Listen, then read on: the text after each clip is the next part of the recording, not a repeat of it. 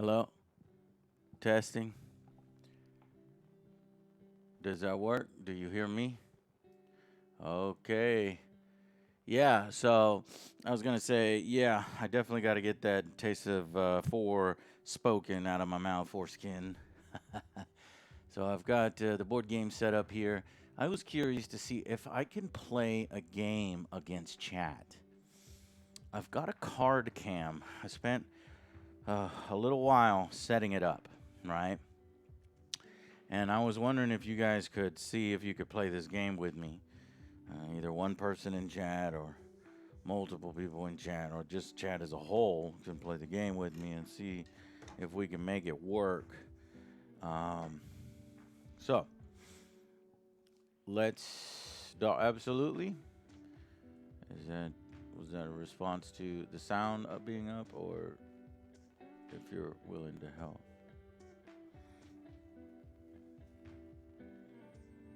Dark Knight.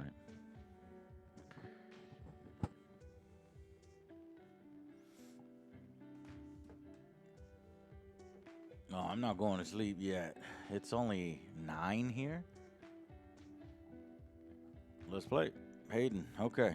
All right. So if that's what we're gonna do, let me grab these cards. Looks like somebody was we had set up to play. Patrick, myself, and Melissa, and we can put these cards back. Now I do have. I'll just shuffle these in here, and then I just need to read a little bit of the rules, just a little bit. First things first, I'm gonna be red, and you guys are going to be blue, or no, purple, because you're Twitch chat, right? And for 2 players, there's 6 cars per team. Okay, so if we come over here, 6 cars, 6 cars. So one more red car and one more purple car. So I'll just set up the red cars and the purple cars in sequence like this. Actually, let me do it by the rules.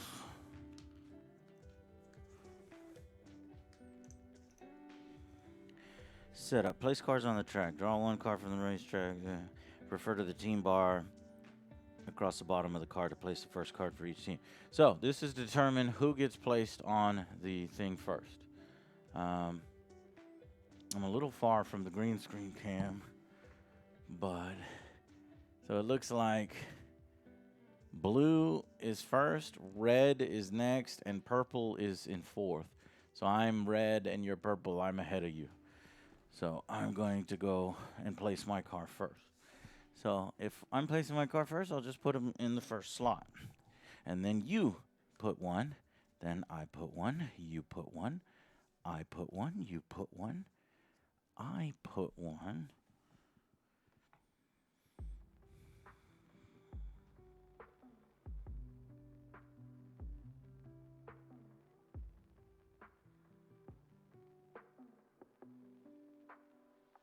Okay.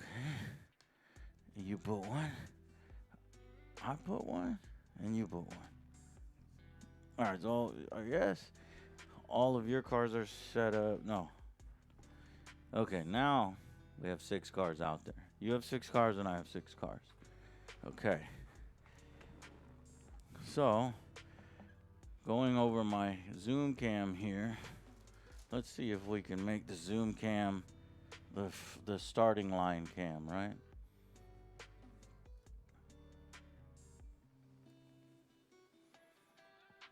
I think that'll work.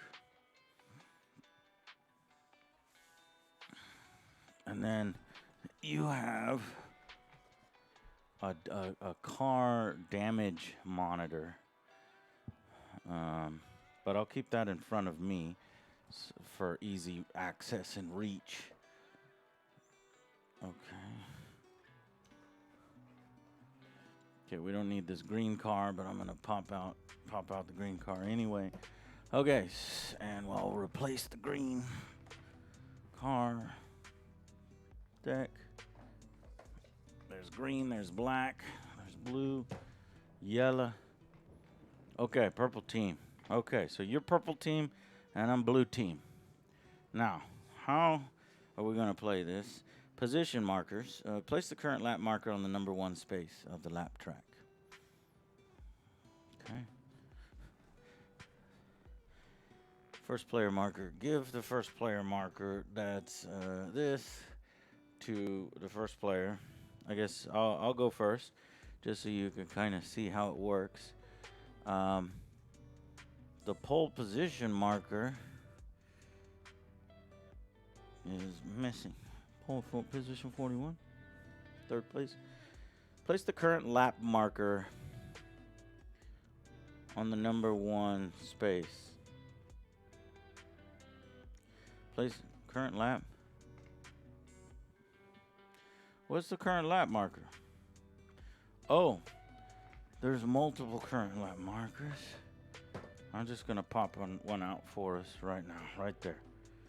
So we'll put that right there. There's a track, so you could see it right there. Okay.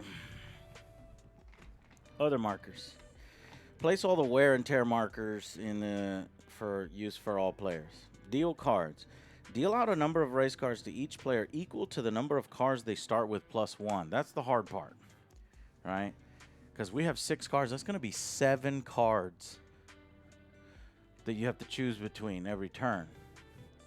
So 1, 2, 3, 4, 5, 6, 7. These are my cards. And then 6 + 1. These are your cards. What do I mean by your cards? If you can't see it, well, I've set up a handy dandy card cam. Boom. These are your cards, right? So that's I didn't expect you have to have 7 cards. That's a lot. So these are your cards. I'm trying not to look at them. It may not matter because I don't even know how to play the game. So to me, this camera looks like it's dropping a lot of frames. Is it that way for you guys? Is it smooth or is it a little... Is it smooth or is it dropping frames? It's dropping frames. It is choppy. I just want a 100% perfect experience. Now, I'll have to do some tech testing on that, okay? Because I don't... The bigger issue here is if we could... It's not that bad, right? Okay, if it's not that bad, then we'll go ahead and just play the game and see if we can play together. Okay, so... here's how we do it. A full turn consists of each player, me and you, activating all their cars one time, right? So we have 6 cars. So that basically means that you're going to go 6 times in a turn. After your last car is activated, your turn is over. An action segment is an individual's card display. Okay, so what do we do at the beginning of the turn? You fill your hand up, okay?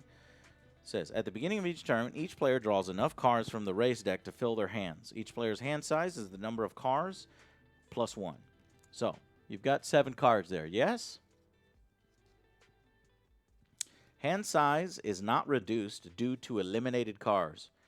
You can blow up in this game? Eliminated cards? Therefore, all players will have the same number of cards at the start of a turn. The first player fills their hand first, then the other players fill their hand in clockwise order around the table. If at any time the race deck is empty and a card needs to be drawn, reshuffle and draw them all. Okay. So, who is here? Who's here? People I trust. Garrett, Miss Scarlett. The people I recognize. Yeah, Hayden, Occlusion, Level Power, Brain Eclipse. Okay, so at least we have some people here that I know will, try to participate. And Marlarky's here, and that's good. So, once we fill our hands, here's my hand, and that's your hand. we go to the action phase. This phase consists of a number of segments. The first segment is performed by the player holding the first player marker. That's me. I'm first player. Once their action segment is complete, the player to their left, which is going to be you, performs an action segment. This continues until all cars have been activated. All right, so that basically says I go first. It's going to be long-winded explanation. So I've got a main camera here, and I've actually got the main camera with the card cam. So let's do the main cam with the card cam.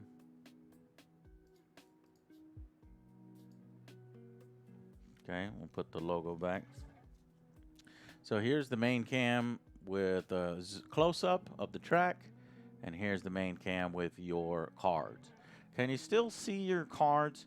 Now, it's not ideal. I know it's not ideal. But would you still be able to see, in general, your cards?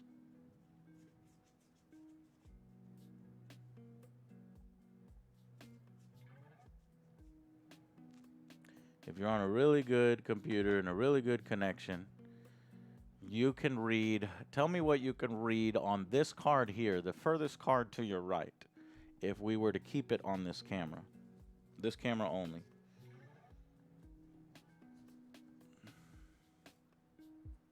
I can see cards, color coding house. It looks like there's some variation. Watch the gauge, draft movement. Watch the gauge. It is watch the gauge and draft movement. You're right. And then you can see here 6, right? You can see 2, but you can't really see that icon, huh? You don't know what that icon is? What does that icon look like to you? I'm really testing your eyesight now. I'll move it over just a slight bit to see. Wow, you guys are eagle eyes. Looks like a gas thing. It's a gas pump. That is correct. It is a gas pump. Now, what does that mean? That means if you choose that card, you will be losing 1 gas. Okay? And it's like that for all these cards. Now, the shitty part is that because there's 7 cards, I can't show you the cards side by side. You know what I mean? So, you know, if you only had to deal with 4 cards, we could put the cards on end. And we would need 4 players to do that. So, in future streams, you can actually play with us.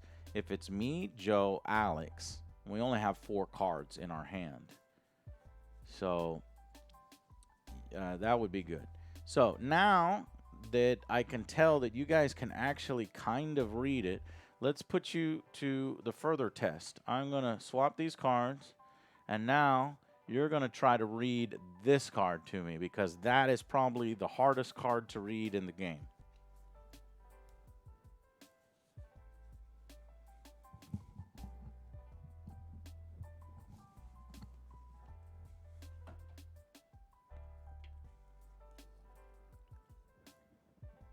Slingshot lead movement. Slingshot lead movement, that's correct. What does the small text say?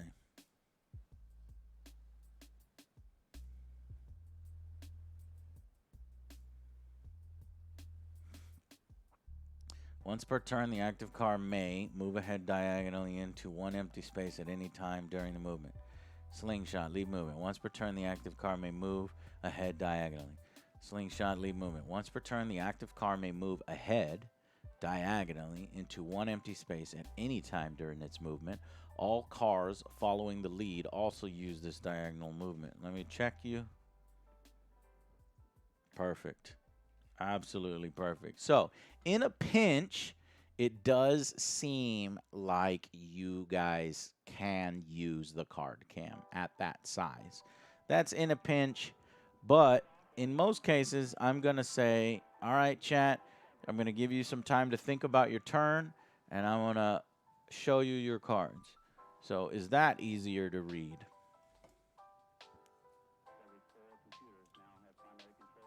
This is how it's mostly going to go. Okay, well, if you think that card was hard, look at this card. This card has even more text on it. So you read, what does this card say? I want to see big walls of text.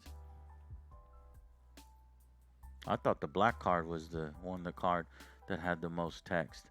This is the card that actually has the most text.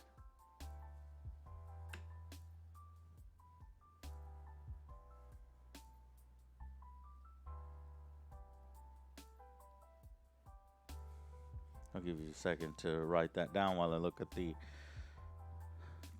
rules.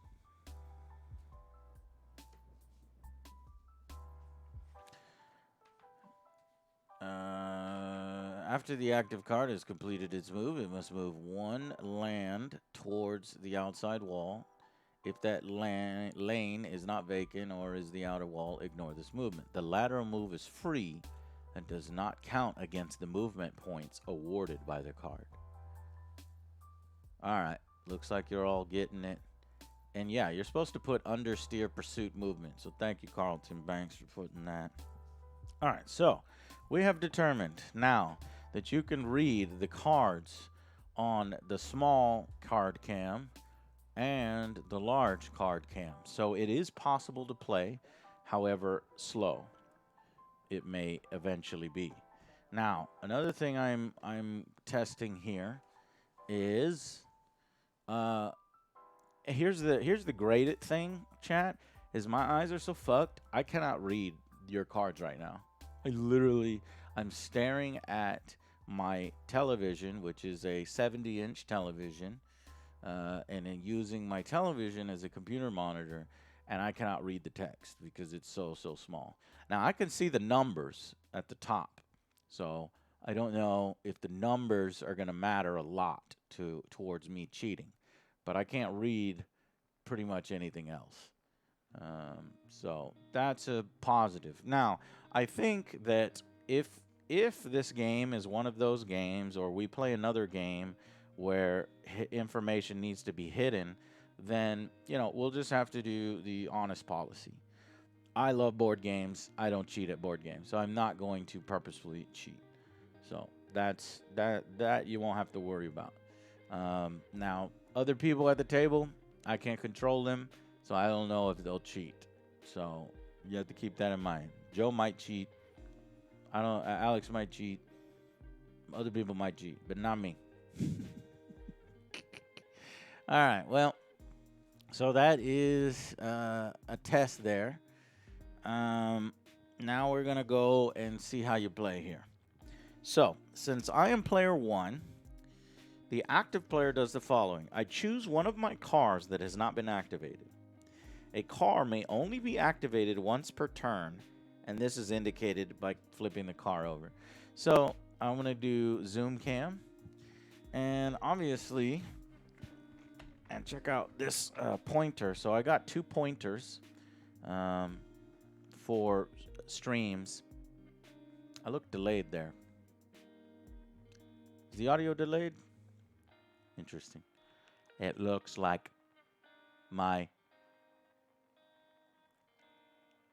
the audio comes after. Okay, well, my computer's delayed. So, all right. I bought one of these, and, for miniatures games where I can point things out, but it looks like it's a little too short. So I had the guy make a custom one, and I made him do 32 inches. I think this is 18 inches, and this is 32 inches. So I will be able to point things out easy. And in this case, I could use this smaller one, and we'll go back to the zoom cam. So I want to move that car right there. That's the car I want to move. So I'm going to activate that car. Now I'm curious, in this game, it says activate a car that's not been activated. So I could actually activate that one, that one, or that one, or that one. I don't know why I would want to activate any of the cars in the back.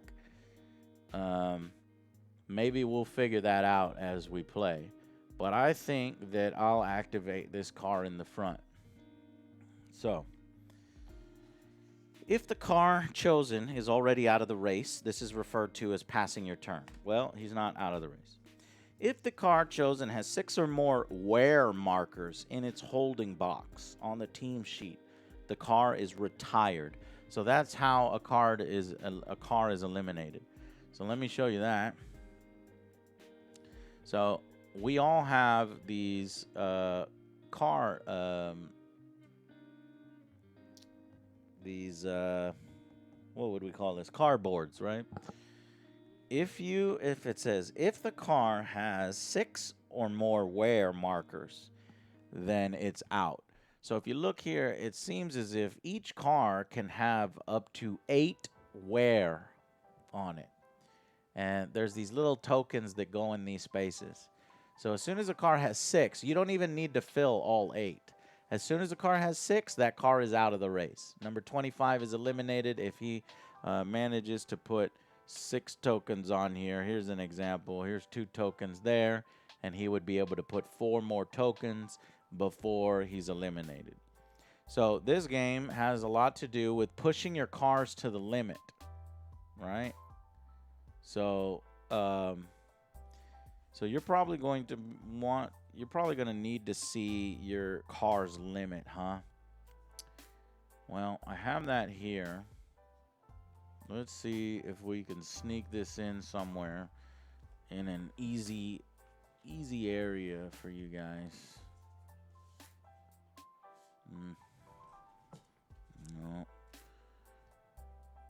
No.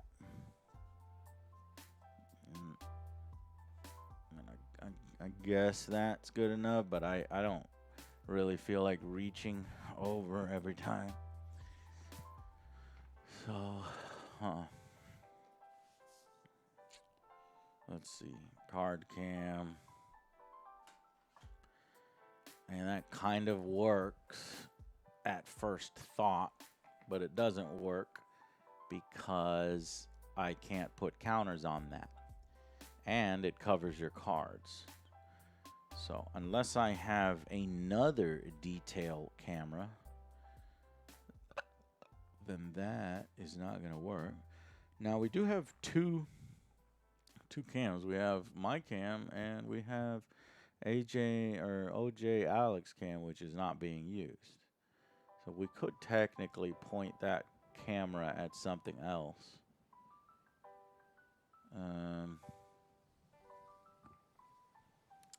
Or when it comes time, or we could just use this main cam.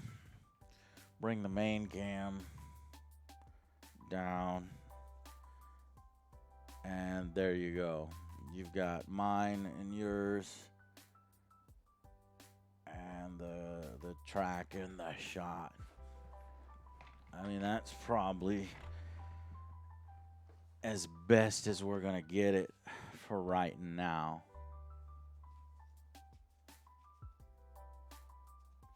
I will be releasing the top 10 list, but at this point, I think they're coming out in February.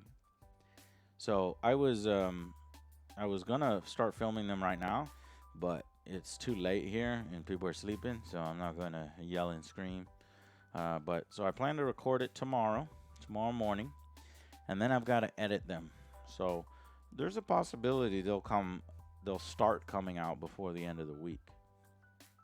But they're coming. Whether I have to film them at the end of January, in the beginning of February, in the middle of February. If I put out my top 10 lists of 2022 and it comes out in fucking April of this year, it's coming out. And it may not get very many views, but honestly, I don't care about views anymore. I just kind of been doing this 13, 14 years, and I just want to, just do what we do. We're going to try to do what we do, and it'll get done. A lot of stuff happening behind the scenes, been rough on us, so just need a little extra time on those. Anyways, so we've got we got things working now. So let's go back to the Zoom cam.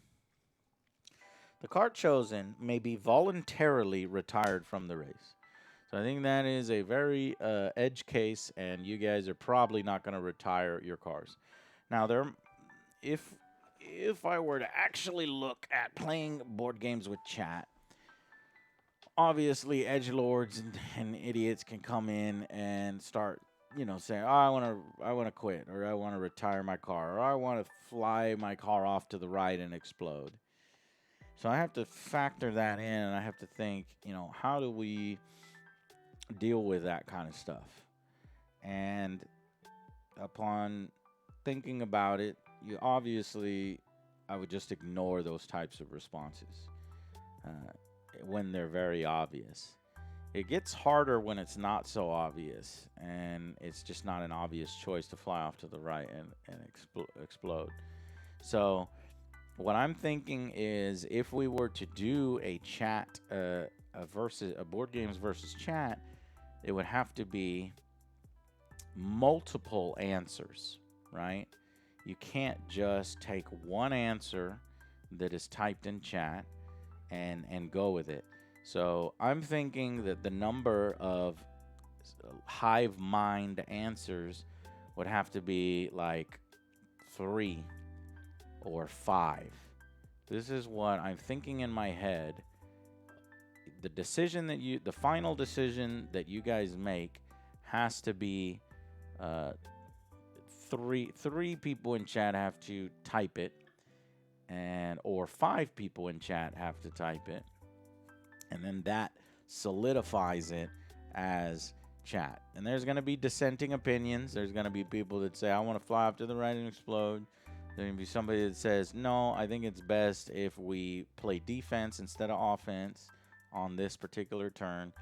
But those people will be overruled. So the first decision to reach 3 or 5 gets it. Now, I think 5 is very difficult to keep track of because when chat starts to type, it's going to go relatively fast. And I have to, with my mind and my eyes, keep track of every single little inputted answer and then start to see if duplicates of that original answer come in. So that is one thing. So I think that 5 might be too much, and 3 has to be a good starting point. Now that's idea 1.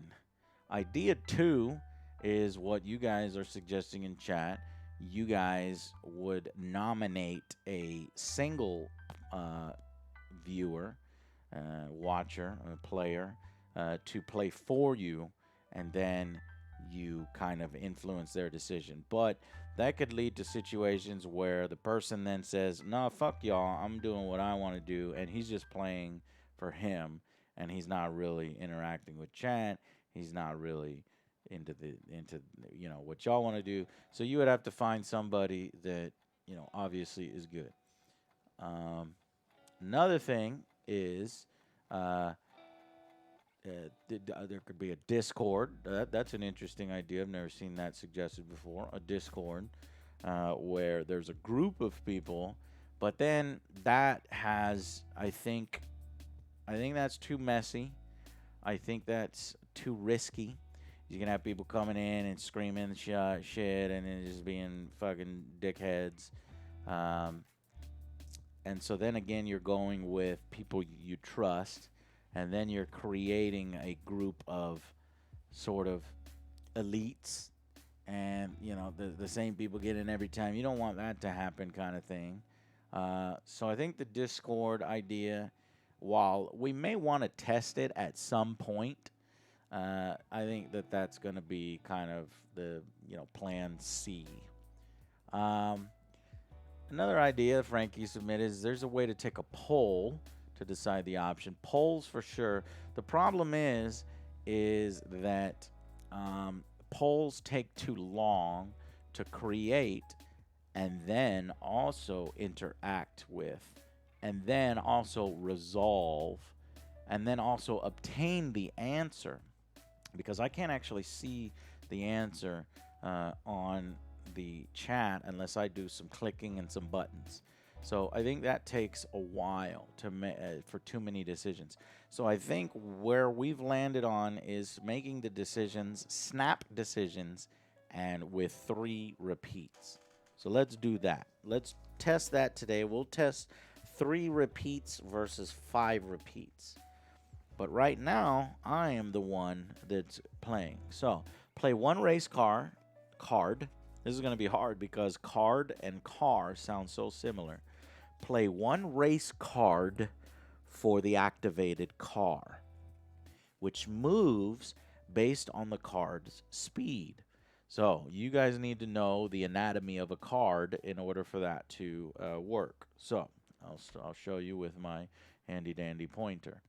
So the large number here, what is that? Everybody pay attention. Class, pay attention.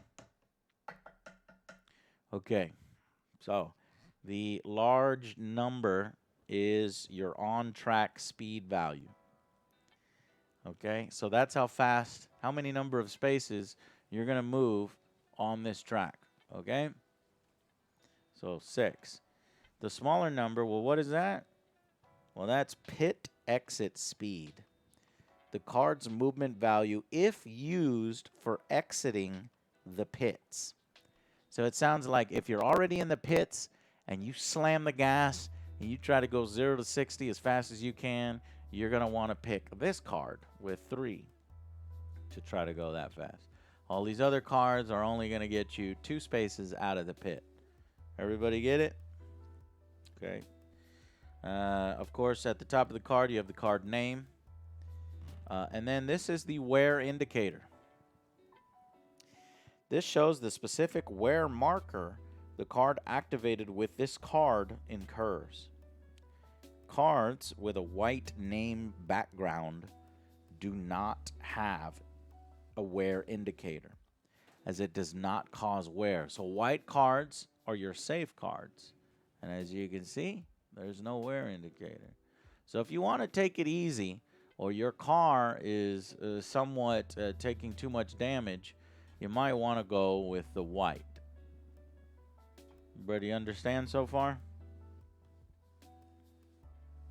So next one. The next thing is the type of movement. So this is probably one of the most important parts. The type of movement a car activated will use. So there's different types of moves in the game. That one is pursuit. This one is lead. This one is draft. This one is lead, draft, solo. So we have to know what all those do. That's the most complicated. And then, well, maybe the most complicated might be the text. Actually not, because the text tells you exactly what to do. The text is actually called spotter instructions. So only 3 cards on this list have spotter instructions. Some cards have special effects. These are given by the spotter instructions test on the card. The use of the card must follow any restrictions given by those instructions. So you have to follow these rules when playing that particular card. So those are going to be the hard things to do. Okay? Okay. So how many different types of movement are there in the game? Solo, 1. Draft, 2. Lateral, pursuit, that's 3. Lead, 4. Lateral displacement, 5. Forward displacement, 6.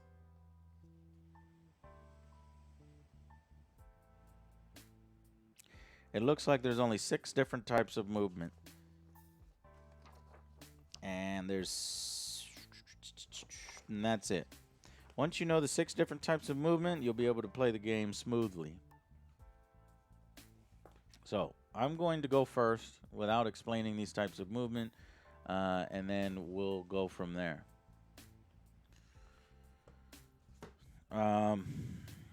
So I think if I'm going to go with my red car here, I want to fucking hit that gas, and I want to go as fast as possible. So I'm actually just going to play my highest card. I am going to play fast pace 7. And on my card it says 7% Pursuit movement. Okay. 1, 2, 3, 4. I've got a choice here. I can go in either of these two lanes.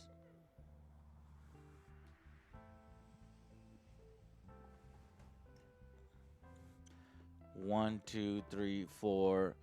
I think I'm going to take the inside track. 5,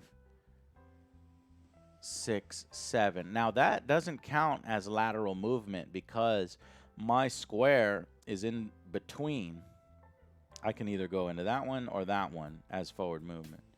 So 1, 2, 3, 4, 5, 6, 7.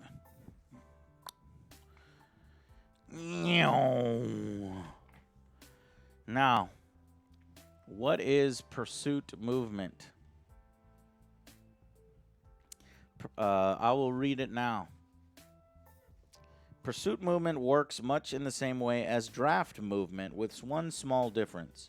Cars behind the active car are never considered to be linked and are not pulled along with the active car as it moves forward.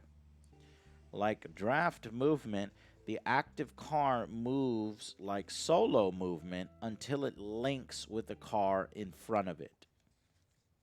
Once it is linked, it may not change lanes during that activation.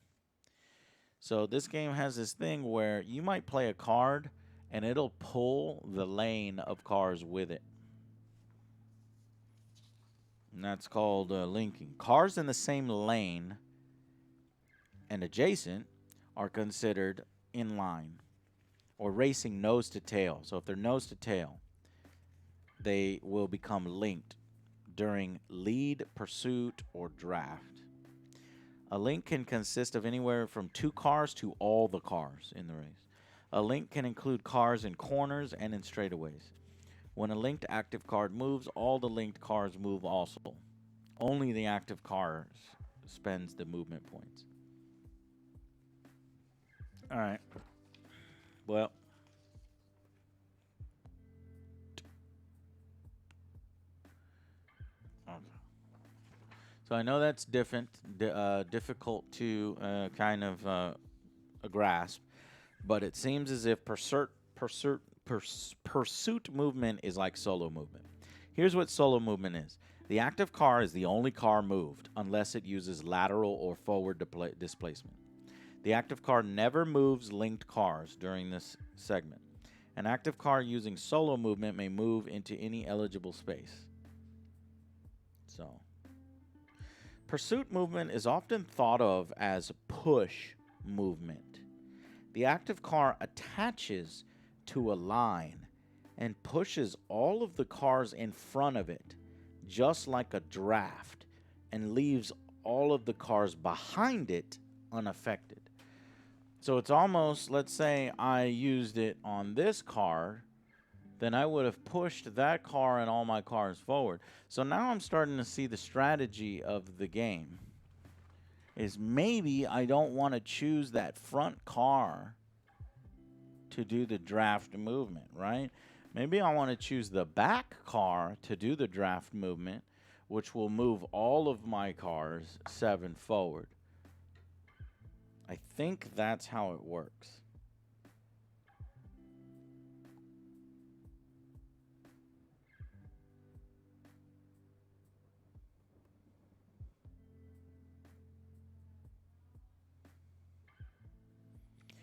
Pursuit movement is often thought of as a push movement. The active car attaches to a line and pushes all the cars in front of it, just like a draft, and leaves all the cars behind it unaffected.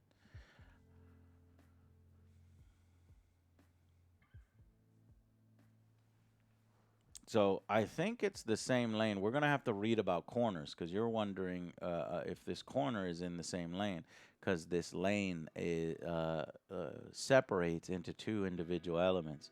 So there's no problem logic-wise to do it with this car. That's fine. I need to check the rules if we could do it with this car or this car. But I think we got that correct. So let me read.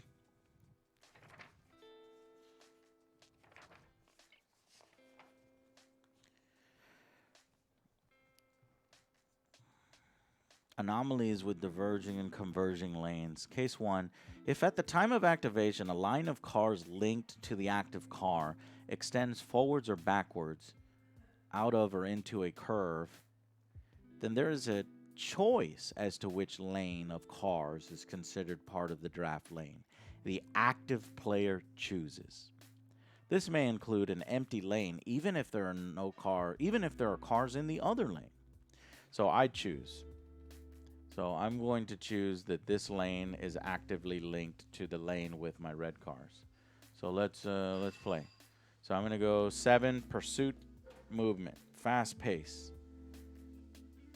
And I think this is how this works. So he is going to go 1, 2, 3, 4, 5, 6, 7. And he's going to end up right here. And what that's going to do is that's going to force all of my cars forward. And when you have a choice to go into a lane, then you just push.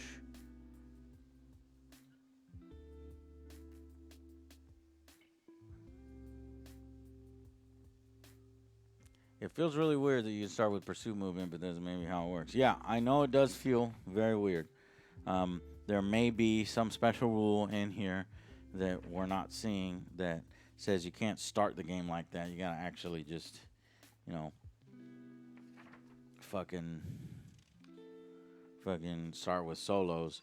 But I don't see that here, and I'm going to make it where if I can do it, you can do it.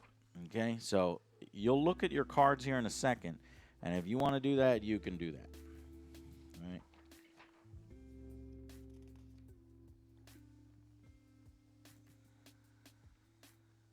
All right. So that's my turn. So now that my car has gone, what I actually do is the car that moved has been activated. So you flip over the car and it's now on its black side. And that actually gave me engine wear. So I have to come and, pop out one of these black engines and put it on car number 69. Car number 69 took engine wear. Okay. All right. Well, that's my turn. Now it's on to your turn, chat. So now using the camera here, you have your choice. You can choose any of your cars to activate. And here are the cards that you can play. Very difficult to see. I'm going to try to space them out. Now, you won't be able to see the wear and tear on each card. I will show you the wear and tear once I can. But this is about the most that I can show you with that.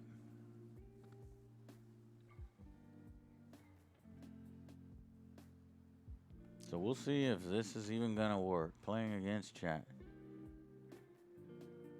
So number one, do you have a pursuit movement like I did? You do. You'd move 5 spaces and you'd move all those cars in front. But then you'd have to follow these rules, which says after you've completed your move, the final car must move 1 lane towards the outside wall. This move is free. So he kind of exhausts himself. So it's understeer. So it's not the best to start with. You can get your car way out in front of mine if you do lead movement. Okay. And draft, let's look at what draft is. So now you actually need to know what these different movements are. Solo, obviously, move the car by itself. Draft, that's the most common method of movement in Thunder Alley. That's what these arrows are going to show, is that you're going to move all the cars in front of you and all the cars behind you. This one is you're going to move all the cars in front of you only. So let's compare these two. And they both give you the same wear. So they're both the same card. So When a car using draft movement moves forward and there are cars linked to it in front or behind, the whole line of linked cars will be moved. This is called a draft line. If the draft line encounters more cars in its path, they become part of the draft line and are moved with it for the remainder of the action segment. Once a draft lane is formed, there is no choice to be made by the non-active cars. Cars that are linked or become linked must move. Once forward movement begins, there is no way for a draft line to change lanes or be broken until the active car uses all of its movement points and finishes the movement. So it's not going to change direction. So now, finally, let's read what lead movement does. So lead movement is green from behind. So as the name suggests, lead movement leads other cars. So it's only the cars behind you. When lead movement is used, the active car moves and any cars linked behind it will follow the leader. When the active car moves, the cars linked behind it will move into the space that the active car just left behind. The third linked car moves into the now vacant space, the second car, etc., etc., etc. In other words, the active or lead car pulls any cars that started behind it. If the active car moves laterally, the car directly linked to it moves into the space it just left and continues to follow into the spaces the active car vacates. If there are no cars behind the active car at the start of its activation, then lead movement works exactly the same way as solo movement.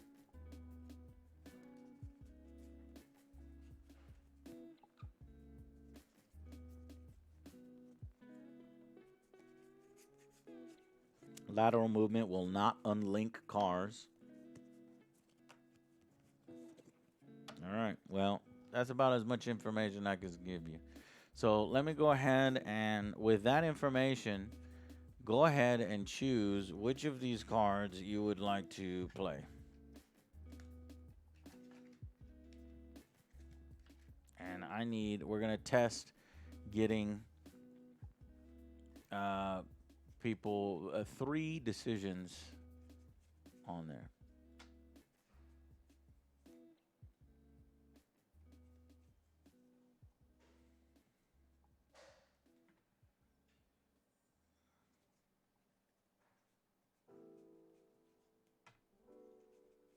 There, you should be able to see the slingshot text.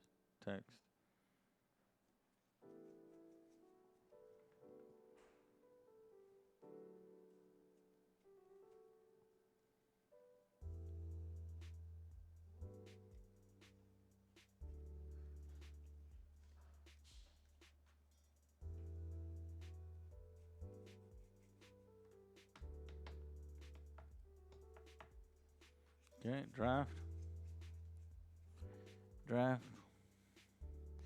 Okay, draft. And when you say draft, I'm going to assume that it's any card that says draft. There's only 2 cards that say draft, and they're both the same.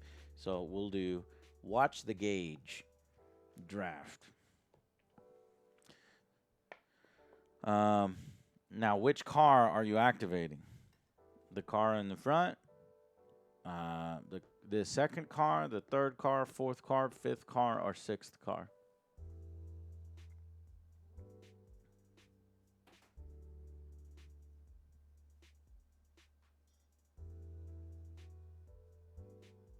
Okay, I got 1 vote for front, got 1 for the sixth.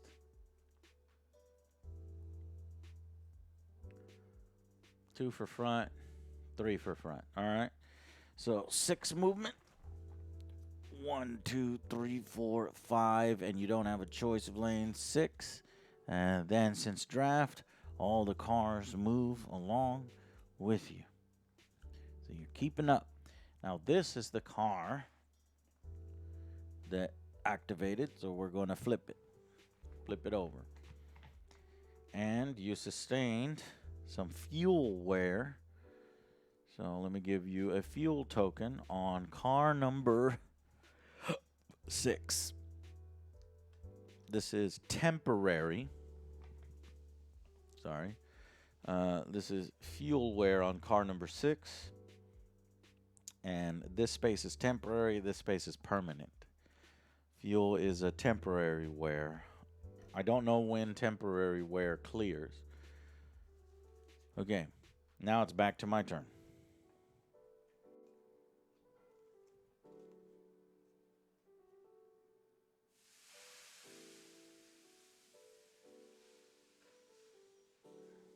I think I put this card in the discard pile when I play it. I think you put yours in the discard pile when you play it. Okay. So far we're all staying in a pack, and I'm wondering in a two-player game if we're ever going to have our cars mixed up to where I'm dragging yours, you're dragging mine when you don't want to. Because when you're playing with 3 players, 4 players, 6 players, you're pulling a lot of cars that you don't necessarily want to pull. This car's driving backwards. Number 42. It's pulling a sick maneuver. Was driving backwards. All right. It'll probably happen later as we do some more different types of movements. So let me just keep the pedal to the metal. And I am going to play.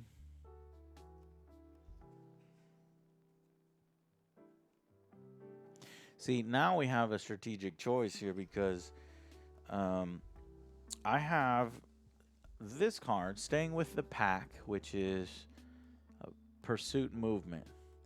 If this card is already gone, so I can't choose it. If I choose it with this card, yeah, the whole group is going forward 6, but they're leaving behind this guy.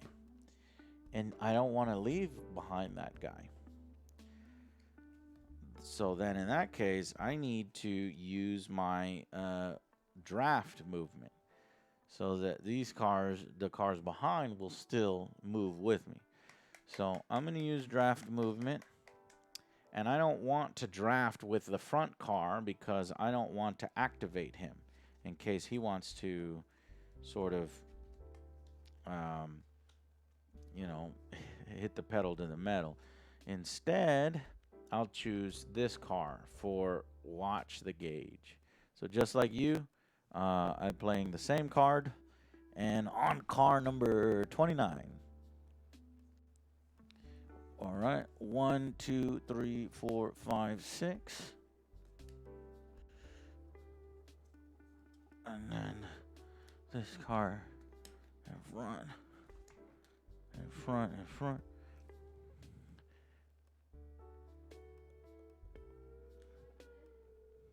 And then we flip that. I think I did that right. Okay, so that car has activated and he's gotten some fuel wear on him.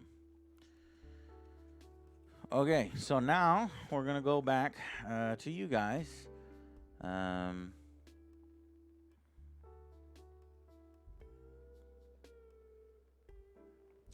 we'll show you the card cam here. These two cards are exactly the same. This is some draft movement, and this is some solo movement. So I'm going to let y'all think about it for a second here, and then I will call for a decision. And when I call for the decision, that's when y'all start typing what you want to do.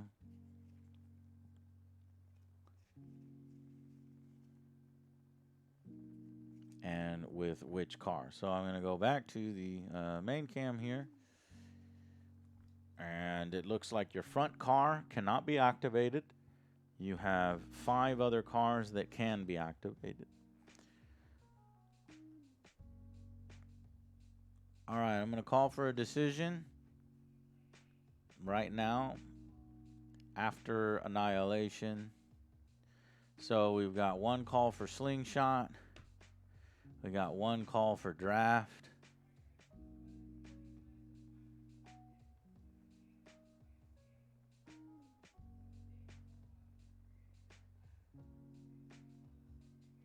I see I can kind of catch y'all unaware, and I might need to do a little countdown to where you start to 2 for slingshot, 2 for draft, 3 for slingshot, 3 for draft. So 3 for slingshot, 1 first, then draft would have got 3 next. So that was a close decision. So we're choosing slingshot, which is this card. And there is a special text on that card, so we'll read it. Lead movement. Once per turn, the active car may move ahead diagonally into one empty space at a time during movement. Once per turn, you may move ahead diagonally into one empty space. All cars following the lead also use this diagonal movement. So you can only once use diagonal movement. So, which car are you going to slingshot?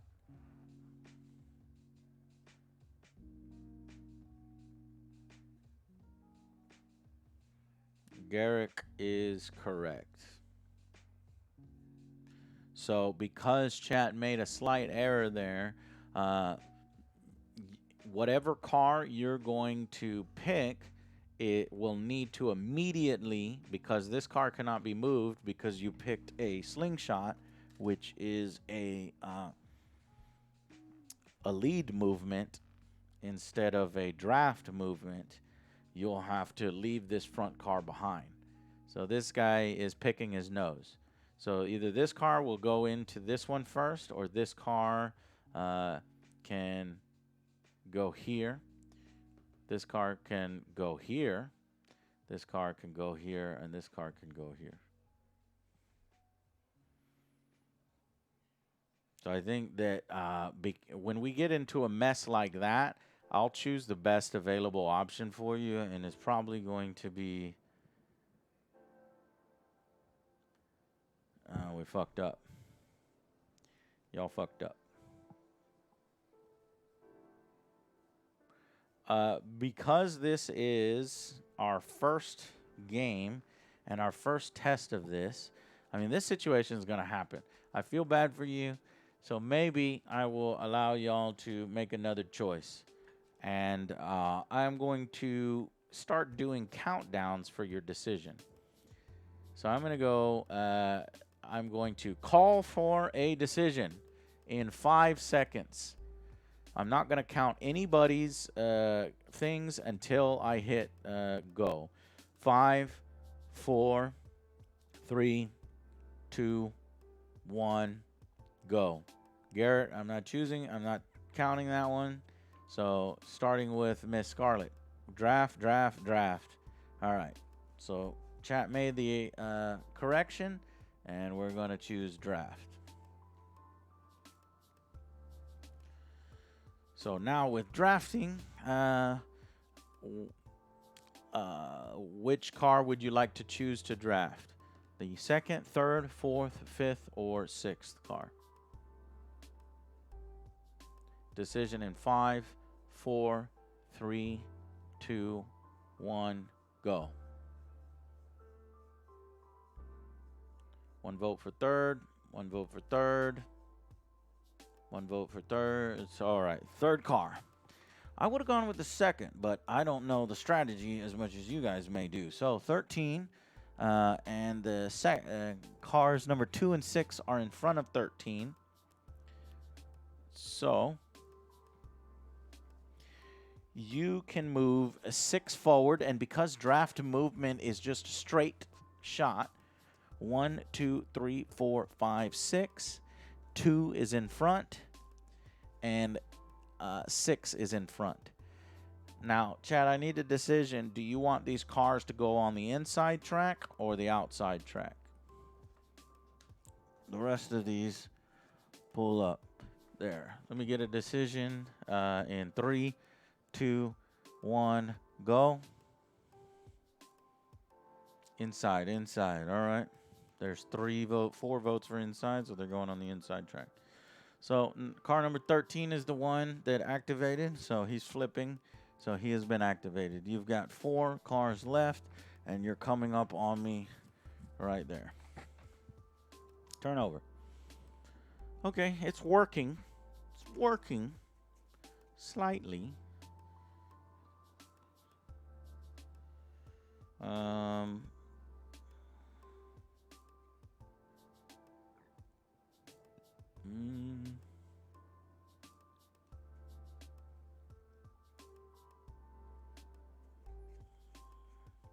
I'm forced to do chasing the race. It is a 5 draft. The active car may make no lateral movement. Um, so a draft. Maybe I'll pick the car number 42. Oh, did you have any wear? You did. So the fuel is on car number 13. And mine is blue wear on car number 42. Okay. 42 is going to go forward 1, 2, 3, 4, 5. And it is draft movement, so it's going to pull these cars up. And his turn is over. Okay. It is your go, chat. Here are your cards and your cards. So it's a little easier to see things now. These are the same card there, so I'm going to consolidate them.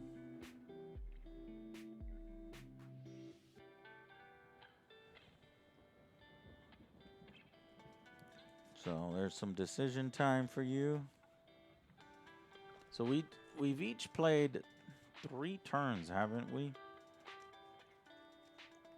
So we'll need to go back and fix things because I've only put 2 wear.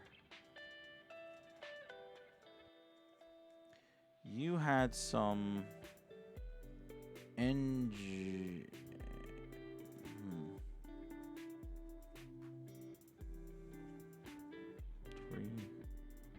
Black and blue. Oh, you're about to have it now. Okay.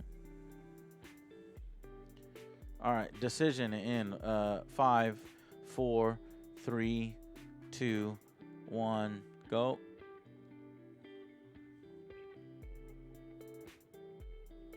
Slingshot, slingshot, making a move, slingshot. Slingshot wins. Okay, what car are you slingshotting with? Car number 2,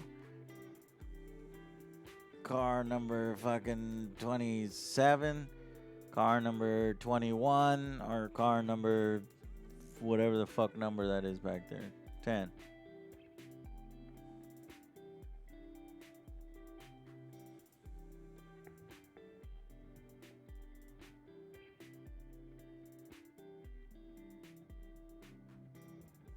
Decision. 3, 2, 1, go. Car number 2. Second car. Second car. Second car. Okay. Lead movement says once per turn, the active car may move ahead diagonally into one empty space at any time during its movement. So this car is either going to go there or there. Do you want him to go into the inside or do you want him to go into the outside? And that car is going to take engine wear. So I'm going to put the engine wear on car number 2 right now. Inside. Inside. Need a third vote. Inside. All right. So diagonal. That was the diagonal movement. Once per turn. All cars following the lead car also use this. So that's 1, 2, 3, 4, 5, 6, 7. And you've pulled up alongside me. This is going to go 1, 2, 3, 4, 5, 6, 7. Wait a minute. Yeah. 1, 2, 3, 4, 5, 6, 7. 1, 2, 3, 4, 5, 6, 7. 1, 2, 3, 4, 5, 6, 7. That was car 2 is now activated. You left behind car number 6, but that is a part of the game. And sometimes Cars will be left behind. Going to my turn now.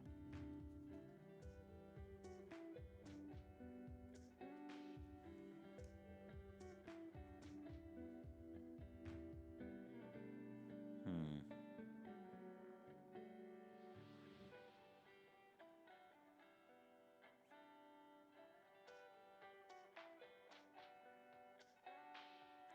After moving the activated car, move a second car of yours 3 movement points. It gets the entire 3 regardless of condition. Both cars use draft movement. The second car can be the one that already moved, but cannot be used to take a car out of the pits. Okay, I'm going to play teamwork. It's a special one. It is actually a 4, but plus 3, and I can divide that 3 onto a second car, or I can give it to the original car. So I'm going to go 7 on the original car. So that's draft. So I'm going to choose car number 25. It's white. And that's a damn good one. So 1, 2, 3, 4, 5, 6, 7. And car number 41's in front. Activated. The rest of these 1, 2, 3, 4, 5, 6, 7 are behind. That's draft movement.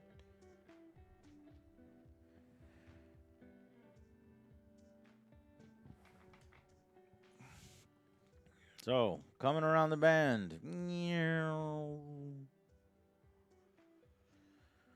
Okay, and you guys are on the outside corner here. What would you like to do now?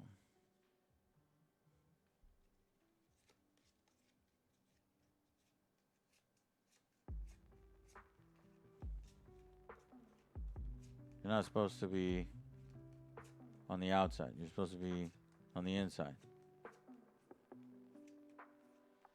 What do you mean? Oh, you did say inside a long time ago. Well, I moved you wrong. Well, we got to go backwards then.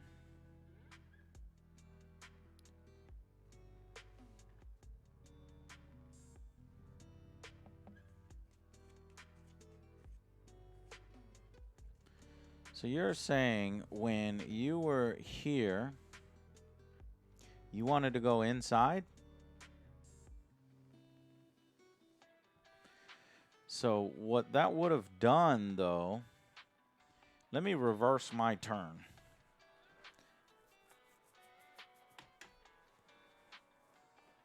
That was car number fucking, I don't remember what car that was. 7. Fuck. 1. I think it was car number 42. 1, 2, 3, 4, 5, 6, 7. I think that's where car number 42 was. These two are behind. Car number 41 is in front. Number 25 in front. And so that's I think how I was set up, because you guys were neck and neck with me. Now, when you did this lateral movement of 7,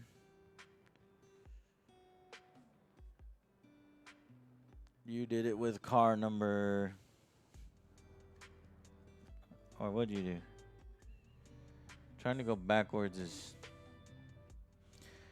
so, but I don't understand how you would go inside or outside, but I just chose you to go outside because there was a free spot. You go inside and you're stuck behind me, and you don't actually. Were you doing draft? You were doing slingshot. You were just doing lead movement. So you would have ended up just one space behind me.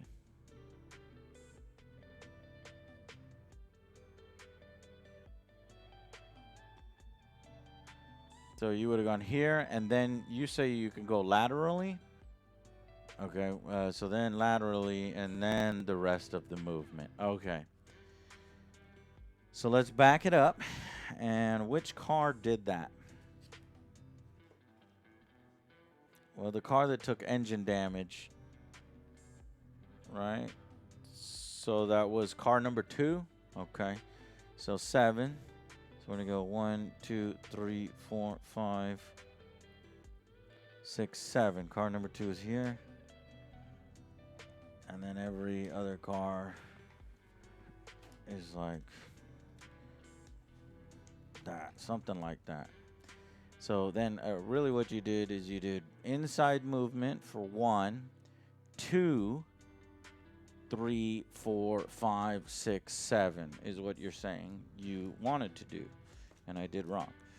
So, and then all the other cars will follow. Damn, you scared me, Azzy.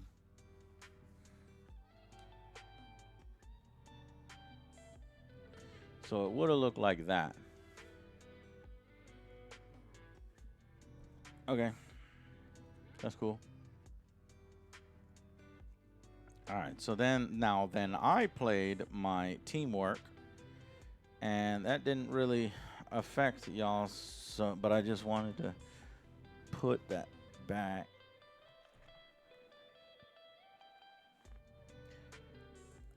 And that was car 42. 1, 2, 3, 4, 5, 6, 7. Maybe I should start cutting y'all off.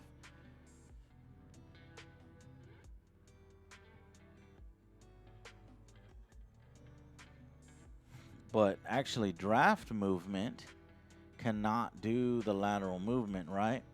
No, so that can't be the case. I have to literally just go forward. 1, 2, 3, 4, 5, 6, 7, which is giving you guys a nice opportunity.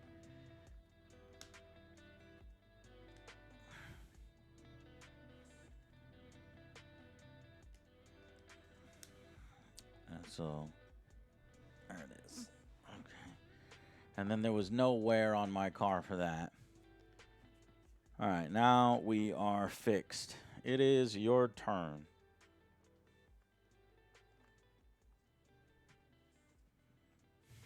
So consider your options with what you've got left.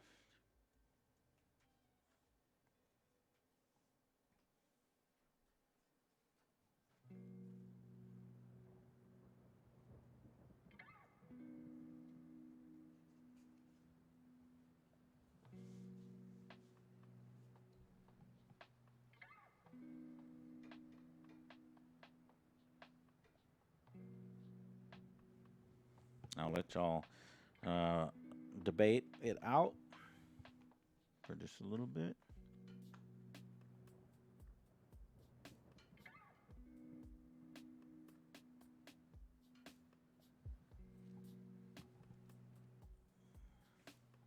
You've got 3 active cars left. Car number 27, 21, and 10.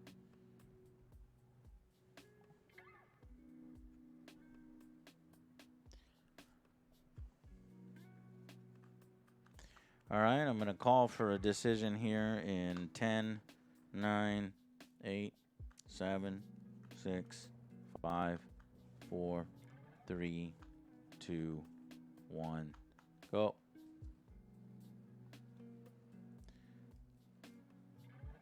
6, 6, 6 understeer 6, which is basically all. 6 is the same thing as the. Wait, 6. Making a move 6 or understeer 6. All right, well, that interaction confused me. I'm going to make a judgment call for making a move 6. All right, which car? Car number 27, 21, or 10? This is car number 27. This is car number 21. This is car number 10.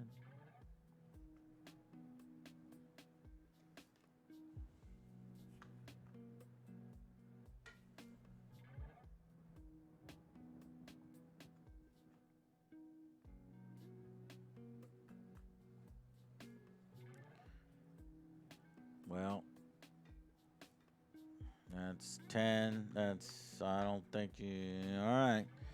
All right, well, 10-1. So 10 and making a move, that's lead movement. So lead movement, if you remember, leads other cars. So no cars in front of it. So 6 movement, you can't go diagonally unless you have the ability to go diagonally. You have to spend some lateral movement. 1, 2, 3, 4, 5, 6. And that's going to end your movement right there.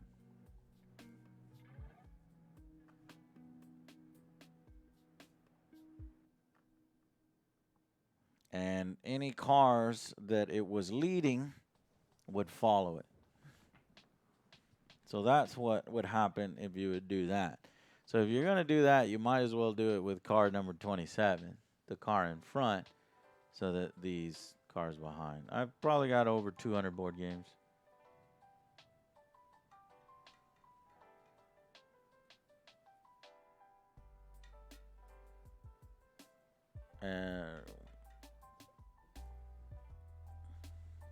I'm not exaggerating either. In fact, I made a list.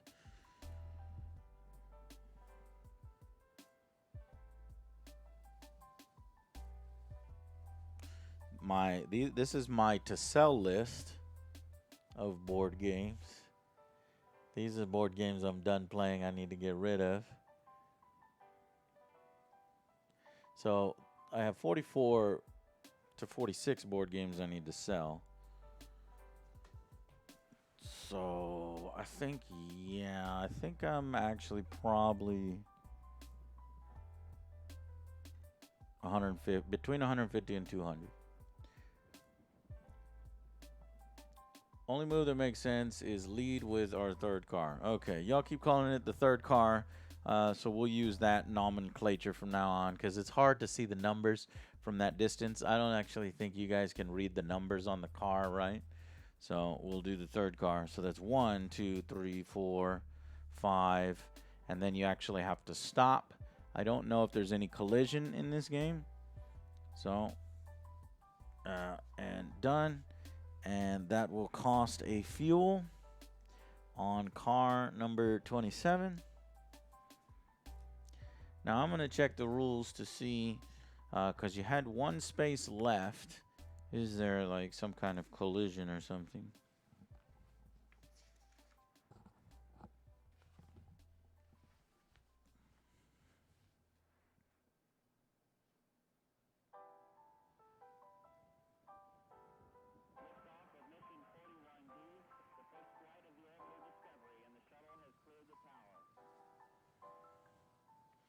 So there are some things called displacement. You could displace a car for 3 movement points, I think. Interesting. But you only have 1 movement point left. So you could, with the movement point left, take the inside track. And then this guy would also take the inside track, but then he would have nothing left and he couldn't.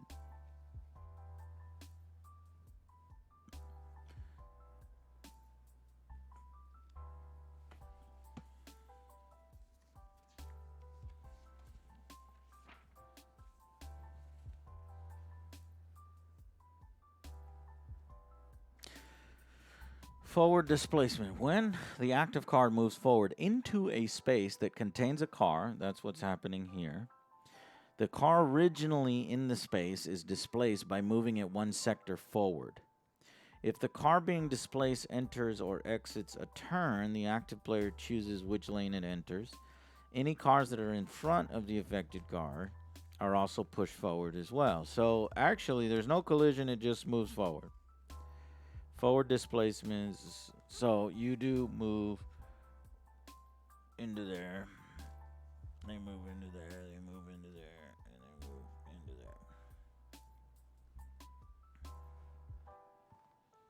there. Okay, so that's actually what happens.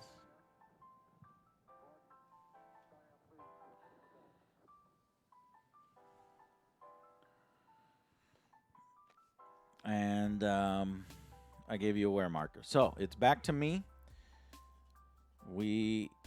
I have 2 active cards left, and you have 2 active cards left. So my 2 whites.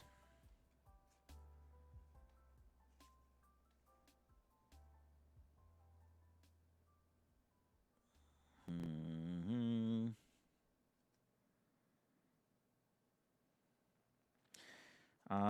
If the let's see, pursuit movement. I can start. I can start. Uh, breaking away from the pact. I have one more. Uh, staying with the pact card. I'm gonna use it on my 3rd card. Pursuit movement. This guy for 6, and he's going to use a fuel to do it.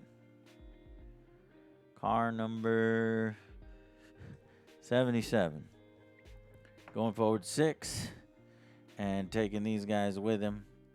1, 2, 3, 4, 5, 6.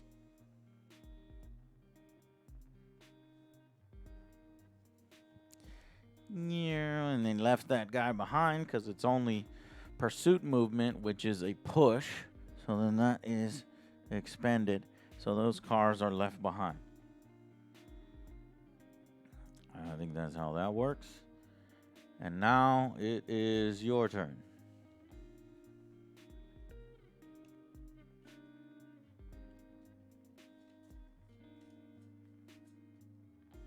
I have 2 cards left. 2 cards left, and only 1 car left to move.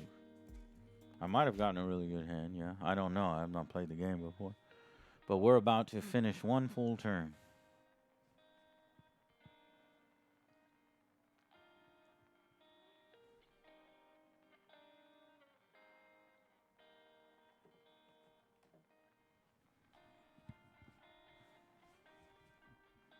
No, I moved 6.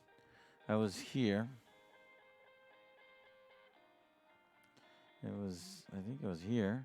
1, 2, 3, 4, 5, 6, and I ended up there. 6.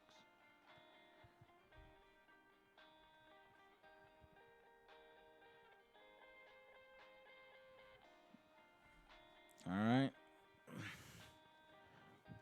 You've got lead movement, which will pull cars with you, or you've got push movement, which will push the cars in front of you, or you can start breaking away with 1 car as a solo wolf over here. Here are your 2 cars right here.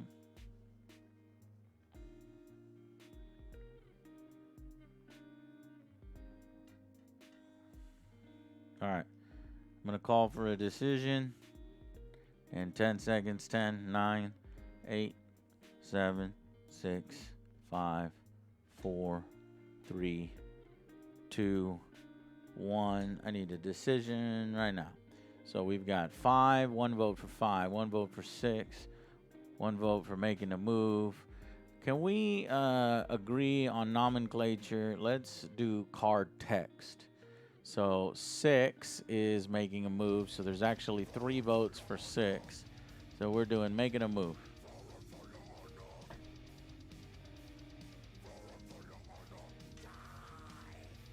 Hey, thank you. Rain, appreciate you. This looks pretty badass.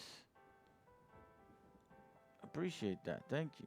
God of Mellow just subscribed for 39 months. Thank you, God of Mellow, for continuing to support the show. All right, between these 2 cars, the back one or the front one, which one would you like to use the card on? It would make sense that you would do it on the front car so that he can lead the back car and go that. So that's what I'm assuming you're doing, and I'm assuming you're going to take the inside track because that's the smart decision. So it looks like when we play a board game together, I have to fill in some of the blanks for you to keep things moving pretty quickly, and I think that's fair. So unless you start screaming at me. So we go 1, 2, 3, 4, 5, 6, and that will take car 10. We'll do the same thing and get you all the way up there. Good? Good.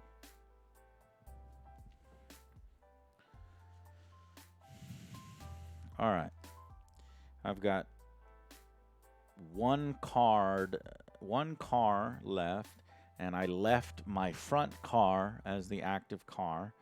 And I've got the card called Working the Pack. It is a solo movement, and he's just going to go 4.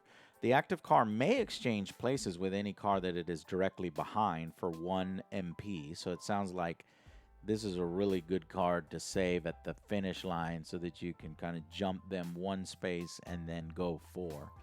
It may pass multiple cars in this manner a turn. So he can actually pass 4 cars. This is one of the best cards I've seen. Like, that's pretty sweet. But in this case, I'm kind of wasting it. Going 1, 2, 3, 4, and that's my final activation. And that was a white card, so there's no wear and tear on that. Car number 41 is really pulling ahead. I'm about to lap one of your cars, car number 9. And now you have a choice between that. It looks like you've also got a Working the Pack. And I think your Working the Pack is actually the only car that you can move. But he's blocked in. Can you move diagonally when you're doing a solo movement? You can do understeer, or you can do, yeah, actually you can do understeer because you'd be pushing the car in front. So that might be the better move.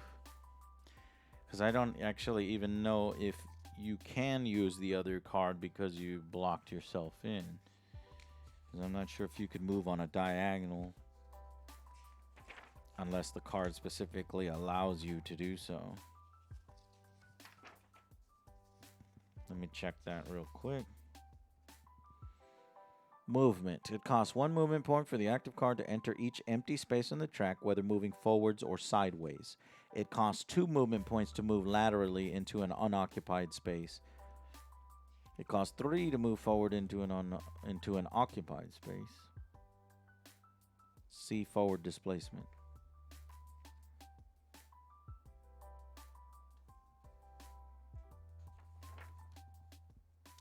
Oh, I think we did it wrong. I think forward displacement actually costs 3 movement points.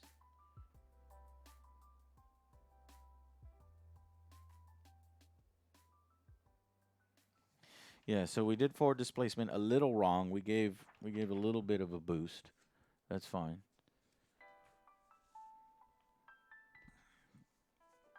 So basically, when your car slams into the back of one of my cars, you're going to need to have 3 movement left to push my car, I think, is how that works.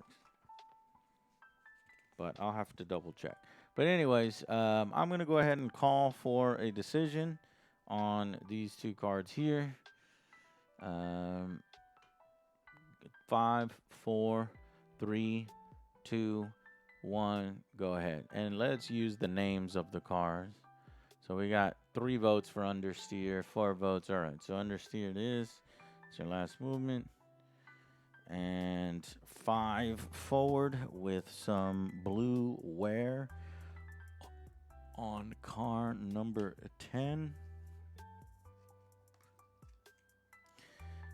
That's going to go. After the active car completed its move, it must move 1 lane towards the outer wall, is what the final thing on it says. So this is 1, 2, 3, 4, 5. It puts that car in front of it. And then it must move 1 lane towards the outer wall. If that lane is not vacant or it is the outer wall, ignore this movement. This lateral move is free and does not count against the movement awarded by the card. So it ends right there. That's understeer. So you kind of did that. That guy's kind of drifting off to the right. And we have completed the first turn, guys. And that's where the cars end. So let's see. Perform the end turn sequence.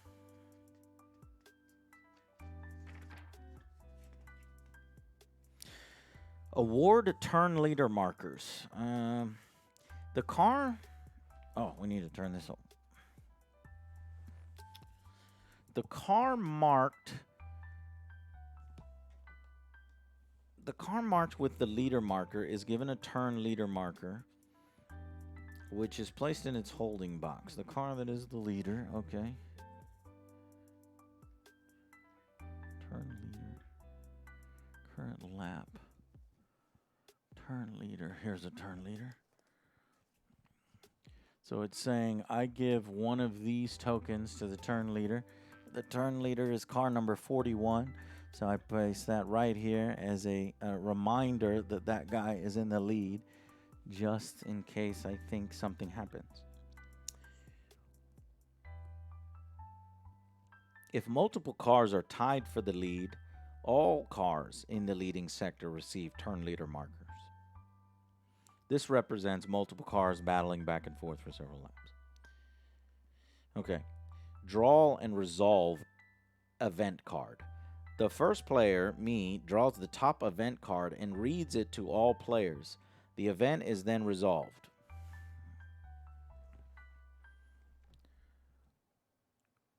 Fuck. Rain. If this is the first time a rain event is drawn, set it aside the track. Rain is entering the area. If this is the second time the rain event is drawn and at least one lap has been completed, the race ends immediately due to rain. Okay. It's the first time. Set it aside on the track. Okay, I guess we'll just set the rain card here.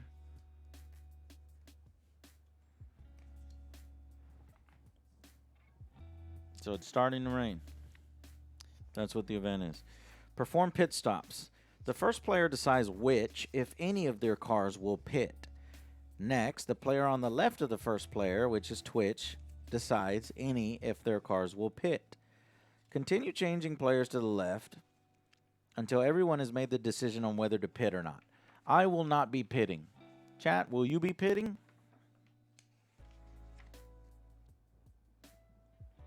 So far, each of your cars only have one wear. Remember, it takes 6 wear to eliminate a car. So I would not pit right now. So we got 2 votes for no, 1 vote for yes, 3 votes for no. We are not pitting. All right. Assign first player. Give the first player marker to the player whose car has the leader marker on it. Okay. I have the leader marker, turn leader, so I get the first player marker. Flip the first player marker so that the background color matches the leaders and all the cars' background. Okay, so I flip it to its black side because all my cars are on the black side. Remove lapped cars. Remove lap cars from the track and award them the lowest value remaining position marker based on the order of their finish. If there has been a yellow... Interesting. So, if I lap a car, your number 6 car was in danger of being lapped, I would have had to go 1, 2, 3, 4, 5 more spaces, and I would have eliminated one of your cars. But nobody's being lapped right now. If there has been a yellow flag, there will be no cars with the lap down markers on them. Discard. Players may discard any or all unwanted race cards in their hand. Chat, make a decision. Do you want to keep that card or do you want to discard it?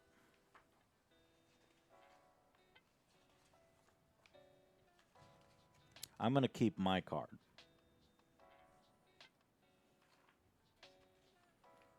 We got 1 for discard, 1 for keep, 2 for discard, 2 for keep, 3 for keep. Keep wins. Okay. Well, that thus completes that sequence. Now we go back and we start another turn. Let's do one more turn together, chat, and then let's call it. And because we're just kind of experimenting, right? So, step 1 in the new turn, turn 2. This would be lap number 2, right? Do I turn the lap mark? I think I moved the lap marker. Fill hands. At the beginning of each turn, each player draws enough cards from the race deck to fill their hand. The first player fills their hand first, then the second player. So, we are getting 6 cards each, so I've got 1 already, so that's 5. 1, 2, 3, 4, 5. Here are your cards. 1, 2, 3, 4, 5. Ooh, looks like you got some pretty good cards this time. Oh my God, you've got two out in front. Shit, this is gonna be a great turn for you guys.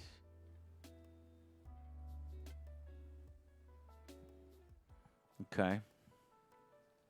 Let me look at my hand. I am still in the lead. So now I need to figure out what I'm going to do with my cards.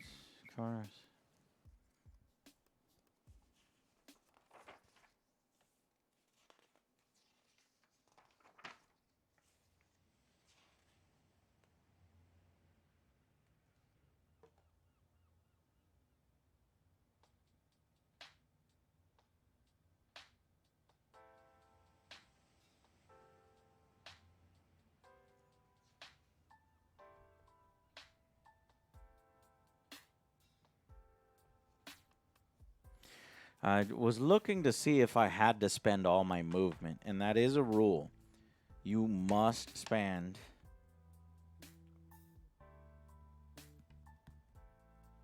The active car must spend all its available movement. So that, okay. Pursuit. I need to get these cars in the back up. So I'm going to go with oversteer. Oversteer 5. Pursuit movement. After the active car has completed its move, it must move 1 lane towards the apron. I'm not sure what the apron is. I think the apron is the inside of the track, and the wall is the outside of the track. I think that's the terminology. So that's blue wear. I'm going to do it on car number 69 here in the back. And that is 5. So 1, 2, 3, 4, 5. Did I do that right? 5.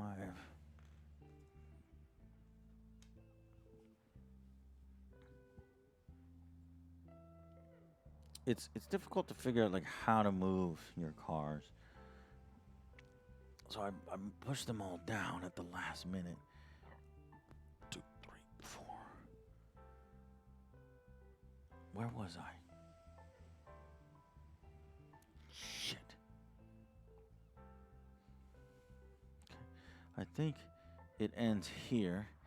After the active car has completed its move, it must move 1 lane towards the apron. Like right there. All right.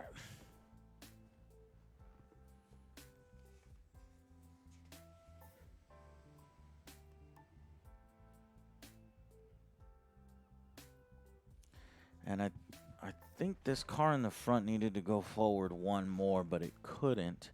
So it has to choose that. And then this car had to go forward 1, and I think it goes there.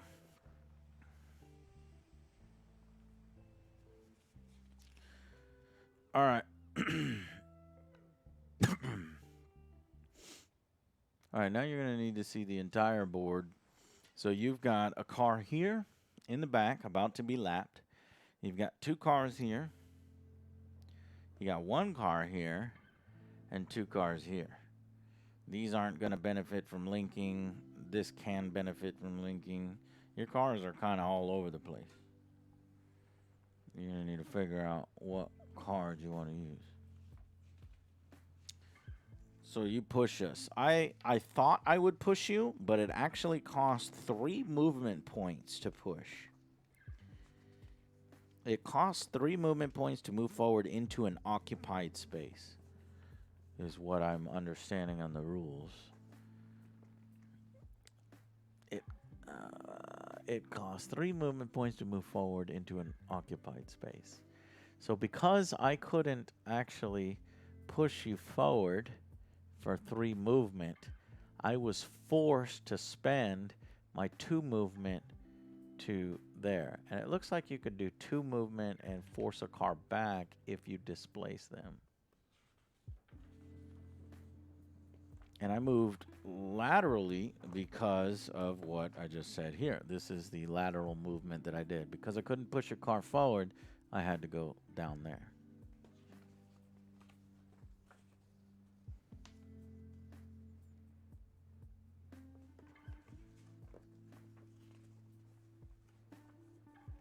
I don't have any movement left, no. It's y'all's turn to figure out what card you want to use.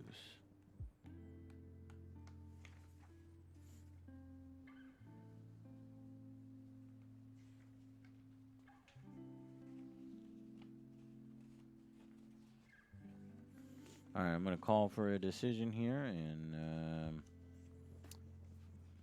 10, 9, 8, 7, 6, 5, 4, 3, 2, 1.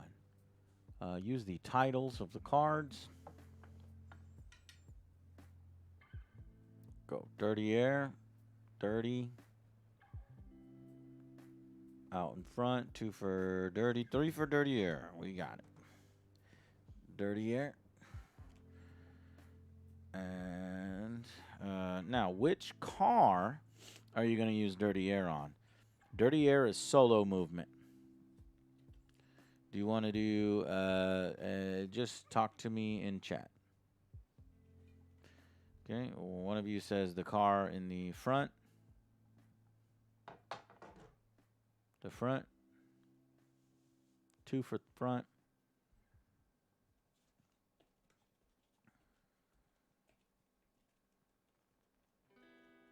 3 for front.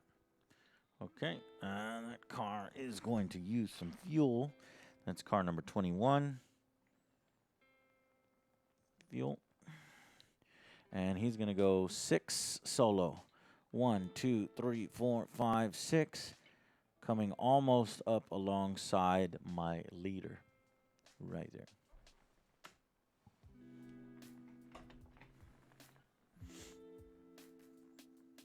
My turn.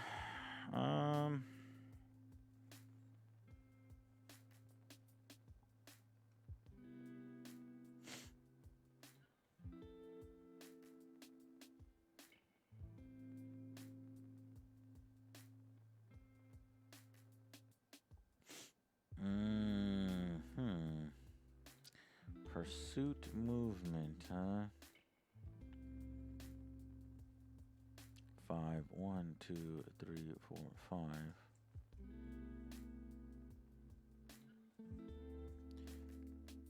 And then this must move towards the outside wall.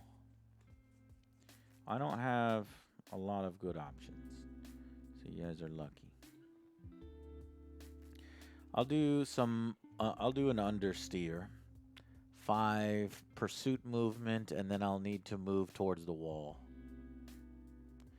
Where will this focus the quickest? That close? Okay. 5 moving to the outside wall. I'm going to choose car number 77. It will take blue wear. 5 movement. But see, this car has to go in front of it, so it is 1. So it's 1, 2, 3, 4. Now I have movement left. but I can't complete it. So car number 25 has to go for 5. Or no, that's 4. It's this car that's actually moving. So that's the active car. So it's 4, 5. After the active car has completed its move, it must move one lane towards the outside wall. Ignore if that lane is vacant or it is the outside wall. Ignore the movement. So I ignore the movement. So I think that's how that works. And then this car has moved. It is now your turn.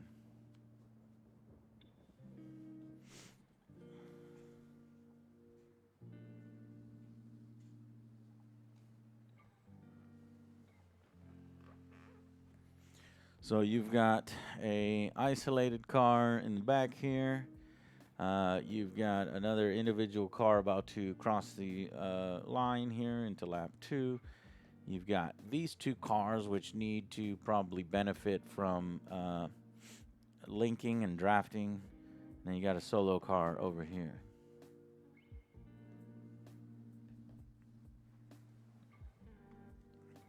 I'm going to give you all some time to talk it out.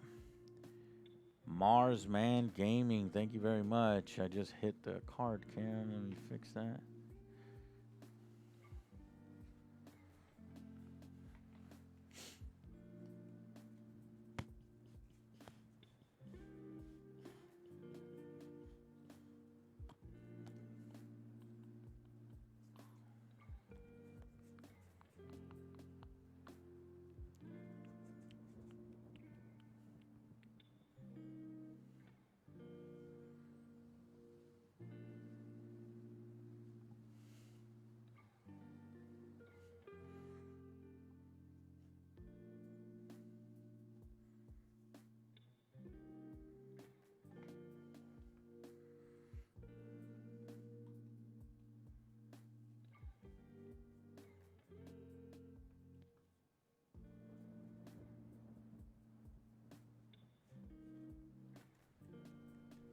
When you run into a car, any movement that you have left, you'll move laterally to the side for 1.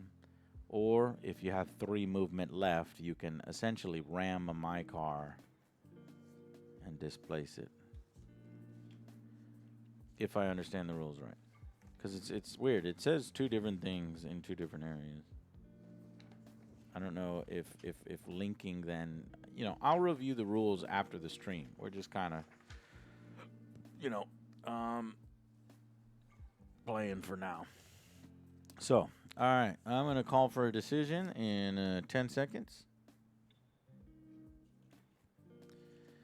10, 9, 8, 7, 6, 5, 4, 3, 2, 1, go. And it might be helpful for me to have a timer for you guys, which I actually do have. I've got this timer right here, and I can start timing you. Anyways, out in front, out in front, out in front. All right, out in front. Okay, which car would you like to do the out in front on? Your choices are 1, 2, 3, 4, or 5.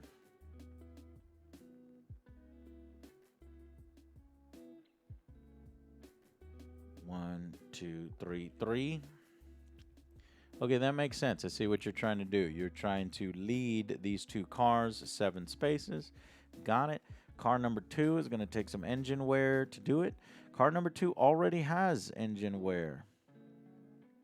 Or what is this? Tire wear. I don't know what happens when we put 2 tire wear on a single car. Let me figure that out. But I'll go ahead and give you your movement now. 1, 2, 3, 4, 5, 6, 7. And you bring in all this guy, and then his turn is over. So, let's see what happens when you have two of the same type in the wear.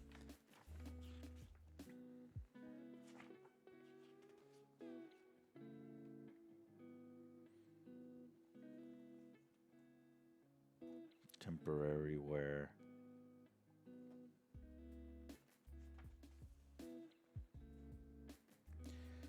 Wear markers are required when race cards are played or events are resolved. The card name, background, color, and wear indicator of the race card show which type of wear marker is associated. The wear marker is placed in the active card's holding box after the car has been moved.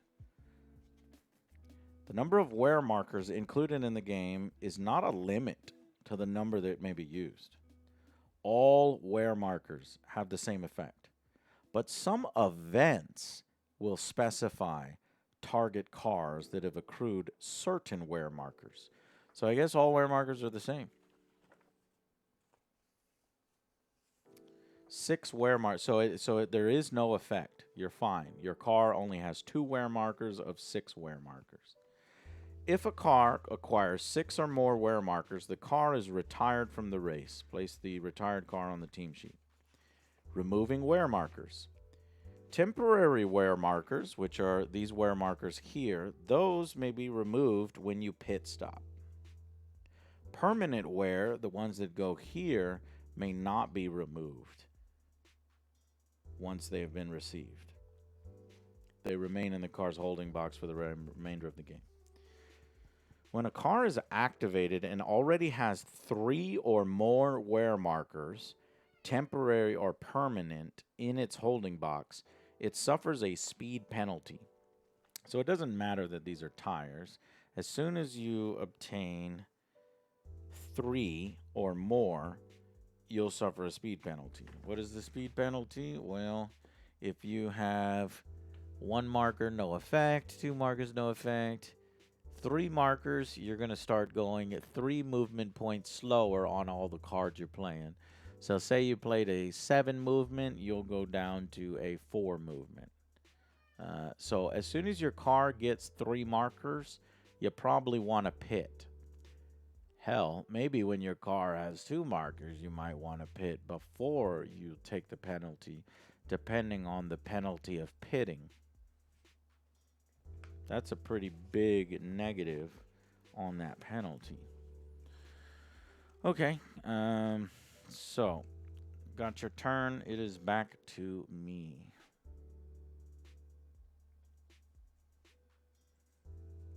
Let's see what I want to do. Follow the leader.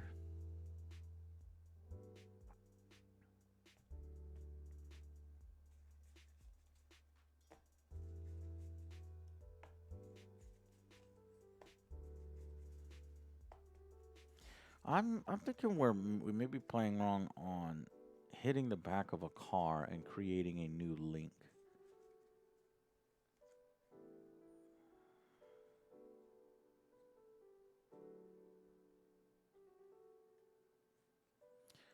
All right, I'm actually going to do something risky. I'm going to take permanent damage. I think this is permanent engine damage to my car, who's in the lead, car number 41. Permanent engine damage. And that'll let him move 8 and lead the guy behind him.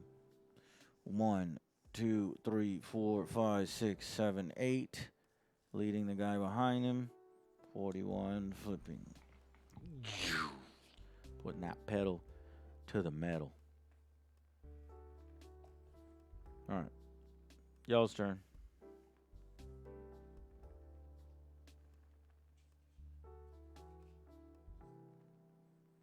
I think that was actually Ozzy's tail, not Mittens.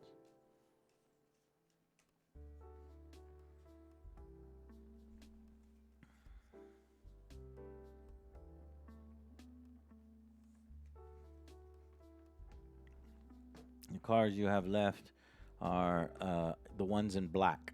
So this one here that is just behind the finish line for the second lap This one over here, which is can do a push maneuver, which will push multiple cars. This one on its own here, or the car that has just been lapped. If this car remains lapped, then he's going to be eliminated.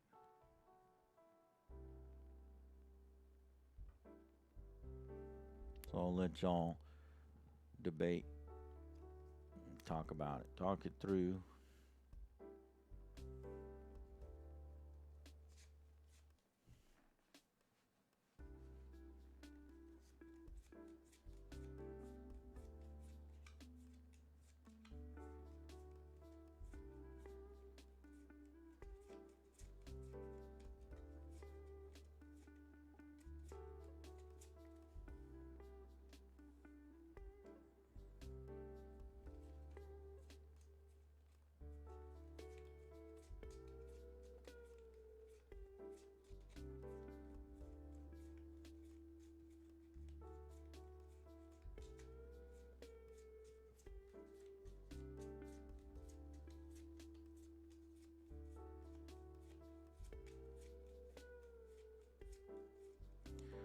All right.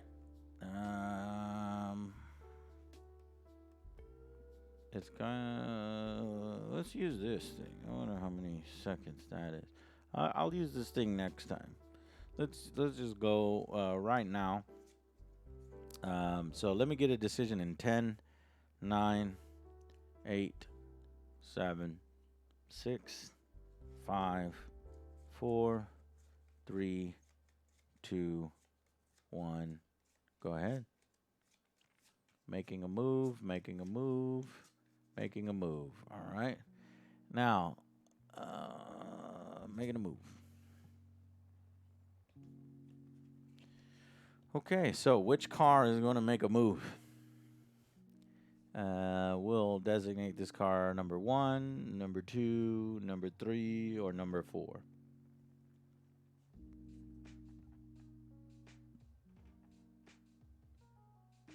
Car number 4. Car number 4. 3 votes for 4. So he's going to try to prevent from being lapped. That car is going to take some fuel wear. He already has fuel wear. He's going to move forward 6. 1, 2, 3, 4, 5, 6. And flip over to white. So now he is no longer in danger of being eliminated. And it can go over to our turn. My turn.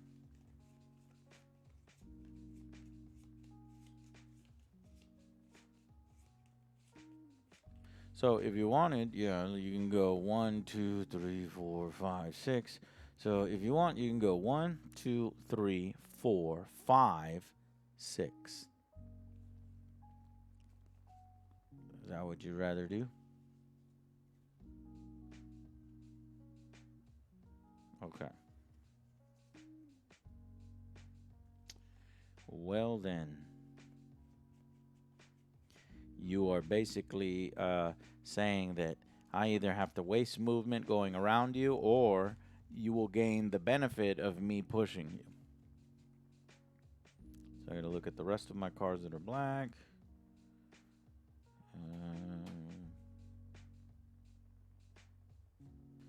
Okay, I'll save that for the end. Inside line.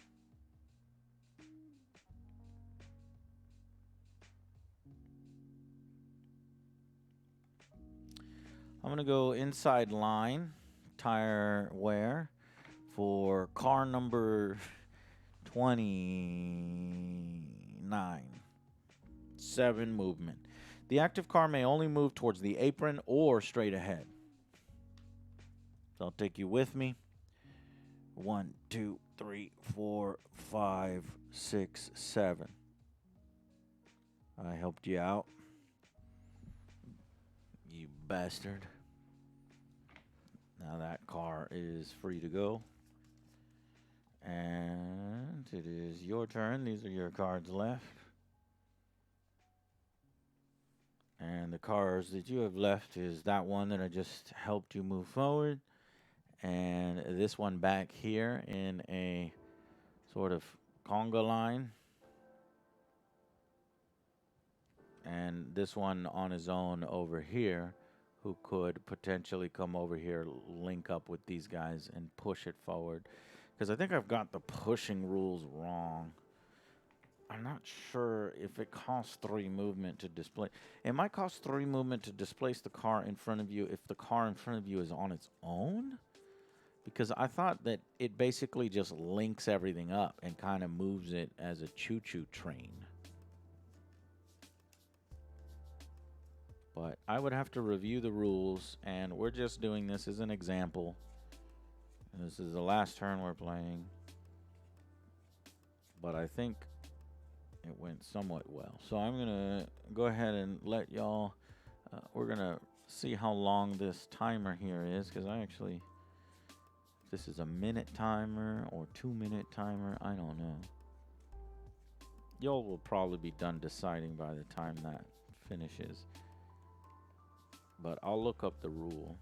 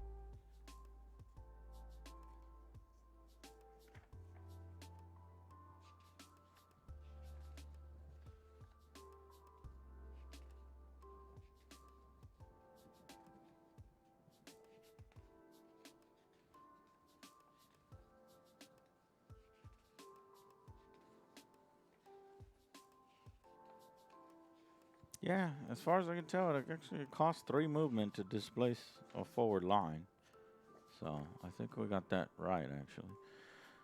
Okay, time is up, chat. Let me get a decision now. Which card are we going with?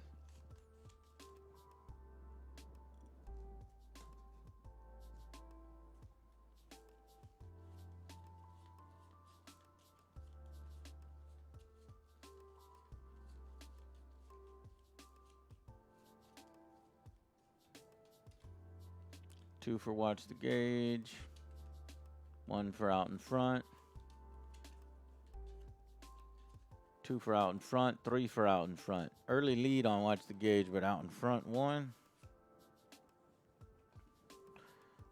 And all right, so of the cars that you have left, here is you can either take, you can use out in front, which is going to pull cars with it, 7 spaces. You can use that car there, this car here, this car here. Let's designate the cars. This is going to be car number 1, car number 2, or car number 3. Which car is going to use out in front? Car number 1, car number 2, or car number 3?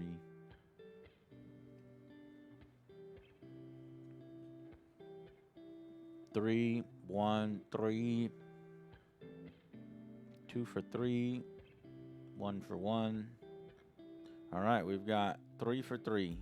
So this car here is going to go 7 movement forward, and it's not going to take anything behind it. 1, 2, 3, 4, 5, 6, 7, and we can flip it. Do you like that to be its final movement here?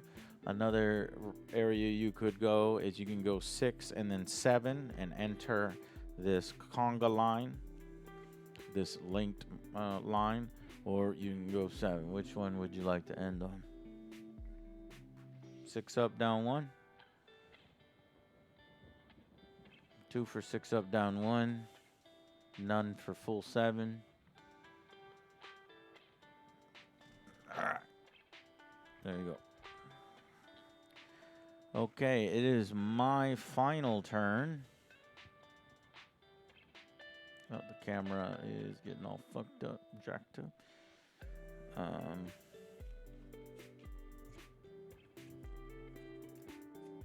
So I've got this car here, which I could leave all of you guys behind if I do a pursuit movement.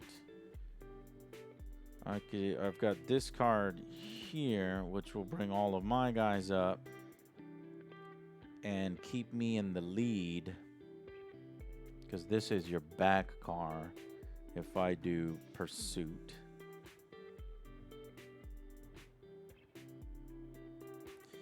I can continue helping that car along, which I don't want to do.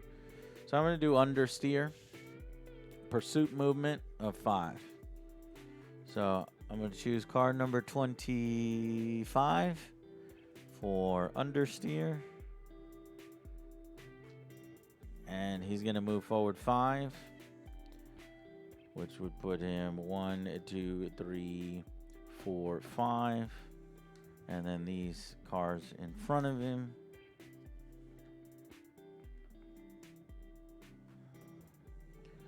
And that way my lead car is still in the lead, and I'm still helping your back car here. Okay. And you have a final decision between these two cards, working the pack, which is a solo movement, and a draft movement. So I'm going to call for a decision here in a few seconds. I'll give you 10 seconds. So your 2 remaining cars, there's 1 car right here, and there's 1 car right here. This car is in the back. This car is in the front. 10, 9, 8, 7, 6, 5, 4, 3, 2, 1. Go ahead. I think I did mess up on one of the things. Watch the gauge. Watch the gauge. What? I need one more. Watch the gauge.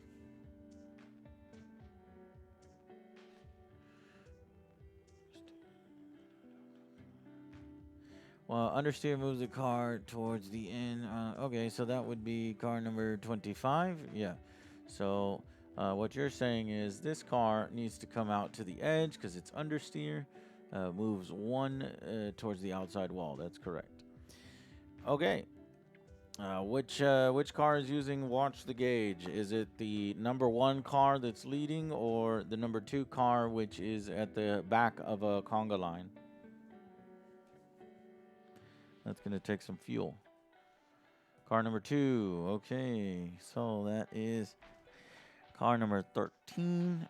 Is going to take some fuel wear. And he's going to go forward 6, which is going to go 1, 2, 3, 4, 5, 6. Put him here. But it's going to put this car in front, this car in front, and this car in front, and then this car in front. And that car is now done.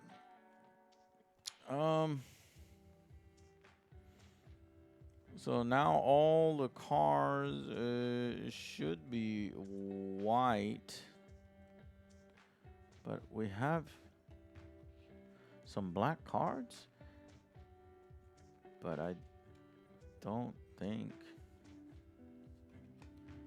we each haven't moved 1 car.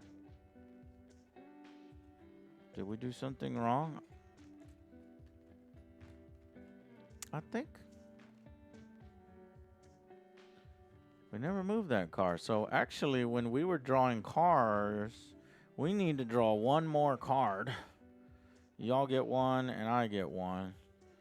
So we missed a car. So here are your choices. Obviously, you have no choice. It's working the pack, but I go first, and I will move my car, which I'll go the push. So 7 push for 1 tire wear on car number 42. So 1, and then it's going to push this car forward. So 1, 2, a 3, a 4, a 5, a 6, 7.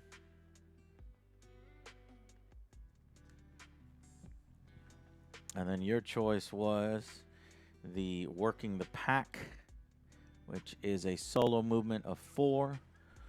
1, 2, 3, 4. Or you can do 4 there.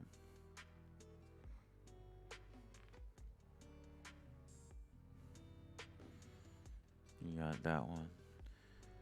So you want to do 4 out in front or 4 inside track behind? Straightforward is fine.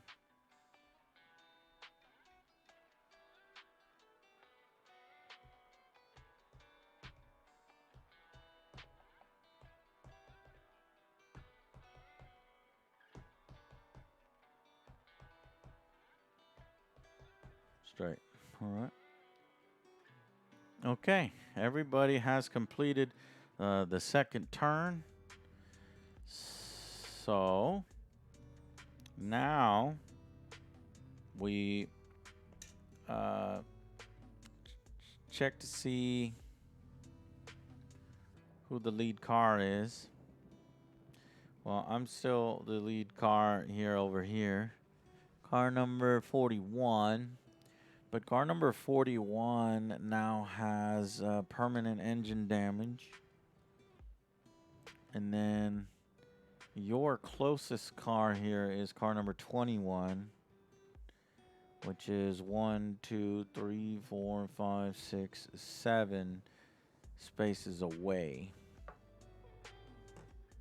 Okay. Interesting. All right. Well, I was just doing this as a test game. So we'll end it there. And you guys give me your thoughts on how easy or difficult this was with, having to choose the cards. So there's no winner. If we were to choose, here's your, this is my car and your car, I probably would have been able to get to the finish line first. But I started in front and I had a really good hand. It was interesting. People really struggled for a while with remembering how movement worked. Not bad, it worked pretty good. Yeah, I guess there's some factors here that I did not consider. One of the factors, mechanics-wise and getting the turns done, I think that was fine. I think it works fine. One thing that I did not consider is, obviously learning the game. So allowing y'all to make mistakes and learning all the different movement types. And if somebody comes into the stream, 3 or 4 turns later, and then they start contributing and they don't know the movement types, they're not they're not going to get an explanation of the movement types. We're not going to stop everything and then re-explain the rules every time somebody comes in. So yeah, that would have to just be chat on the ball, remembering the rules, and somebody who was at the beginning of the stream remembering the rules, and then telling other people who might be making mistakes or may not know the rules. But I think it worked perfectly. It was better than playing against myself, right? I could be just doing this, but that's just boring. So for me, it was more interesting. And again, it's kind of hanging out, right? It's more about hanging out. we're not done with Forspoken. The boys are home. Just because I'm streaming something else near midnight doesn't mean we're never playing that game again. You you you know how life works, right? Okay. Anyways, um, so Discord chat channel, then Twitch channel for more options. What about pinning a link to the rules? This is an option, but often I don't have time to upload a rule book to there. It's not like every board game is going to be able to have that. Um, Really, only board games that will have these rules online in PDF form already. Then yeah, that can be an option. Um, but I enjoyed it. I enjoyed it. Now, one thing that I'm going to have to take into consideration is there are some board games that are good for playing live against each other, and some that are really bad. Right? I would put this one into the good or medium because I have another racing game called Formula D1, and I've played it before a bunch of times, and I think I've even played it once with chat long, long ago. But they were just kind of watching us, and then there was a person that left, and we kind of gave that car to them, and it worked faster than Thunder Alley. And I think I actually like Formula D better because the track isn't just a simple curve, and your decisions are much much quicker. You only really have one car to worry about. It's not NASCAR, so there's no like drafting and linking and stuff. So if we were to play a racing game again, I would bust out Formula D. So anytime I play against chat, I'm kind of limited in the games that I choose, at least in board games. So yeah, yeah, cool. All right, just thinking out loud here. So I appreciate you guys coming by late tonight and doing this with me. It looks like this camera is having trouble, so I'm gonna have to.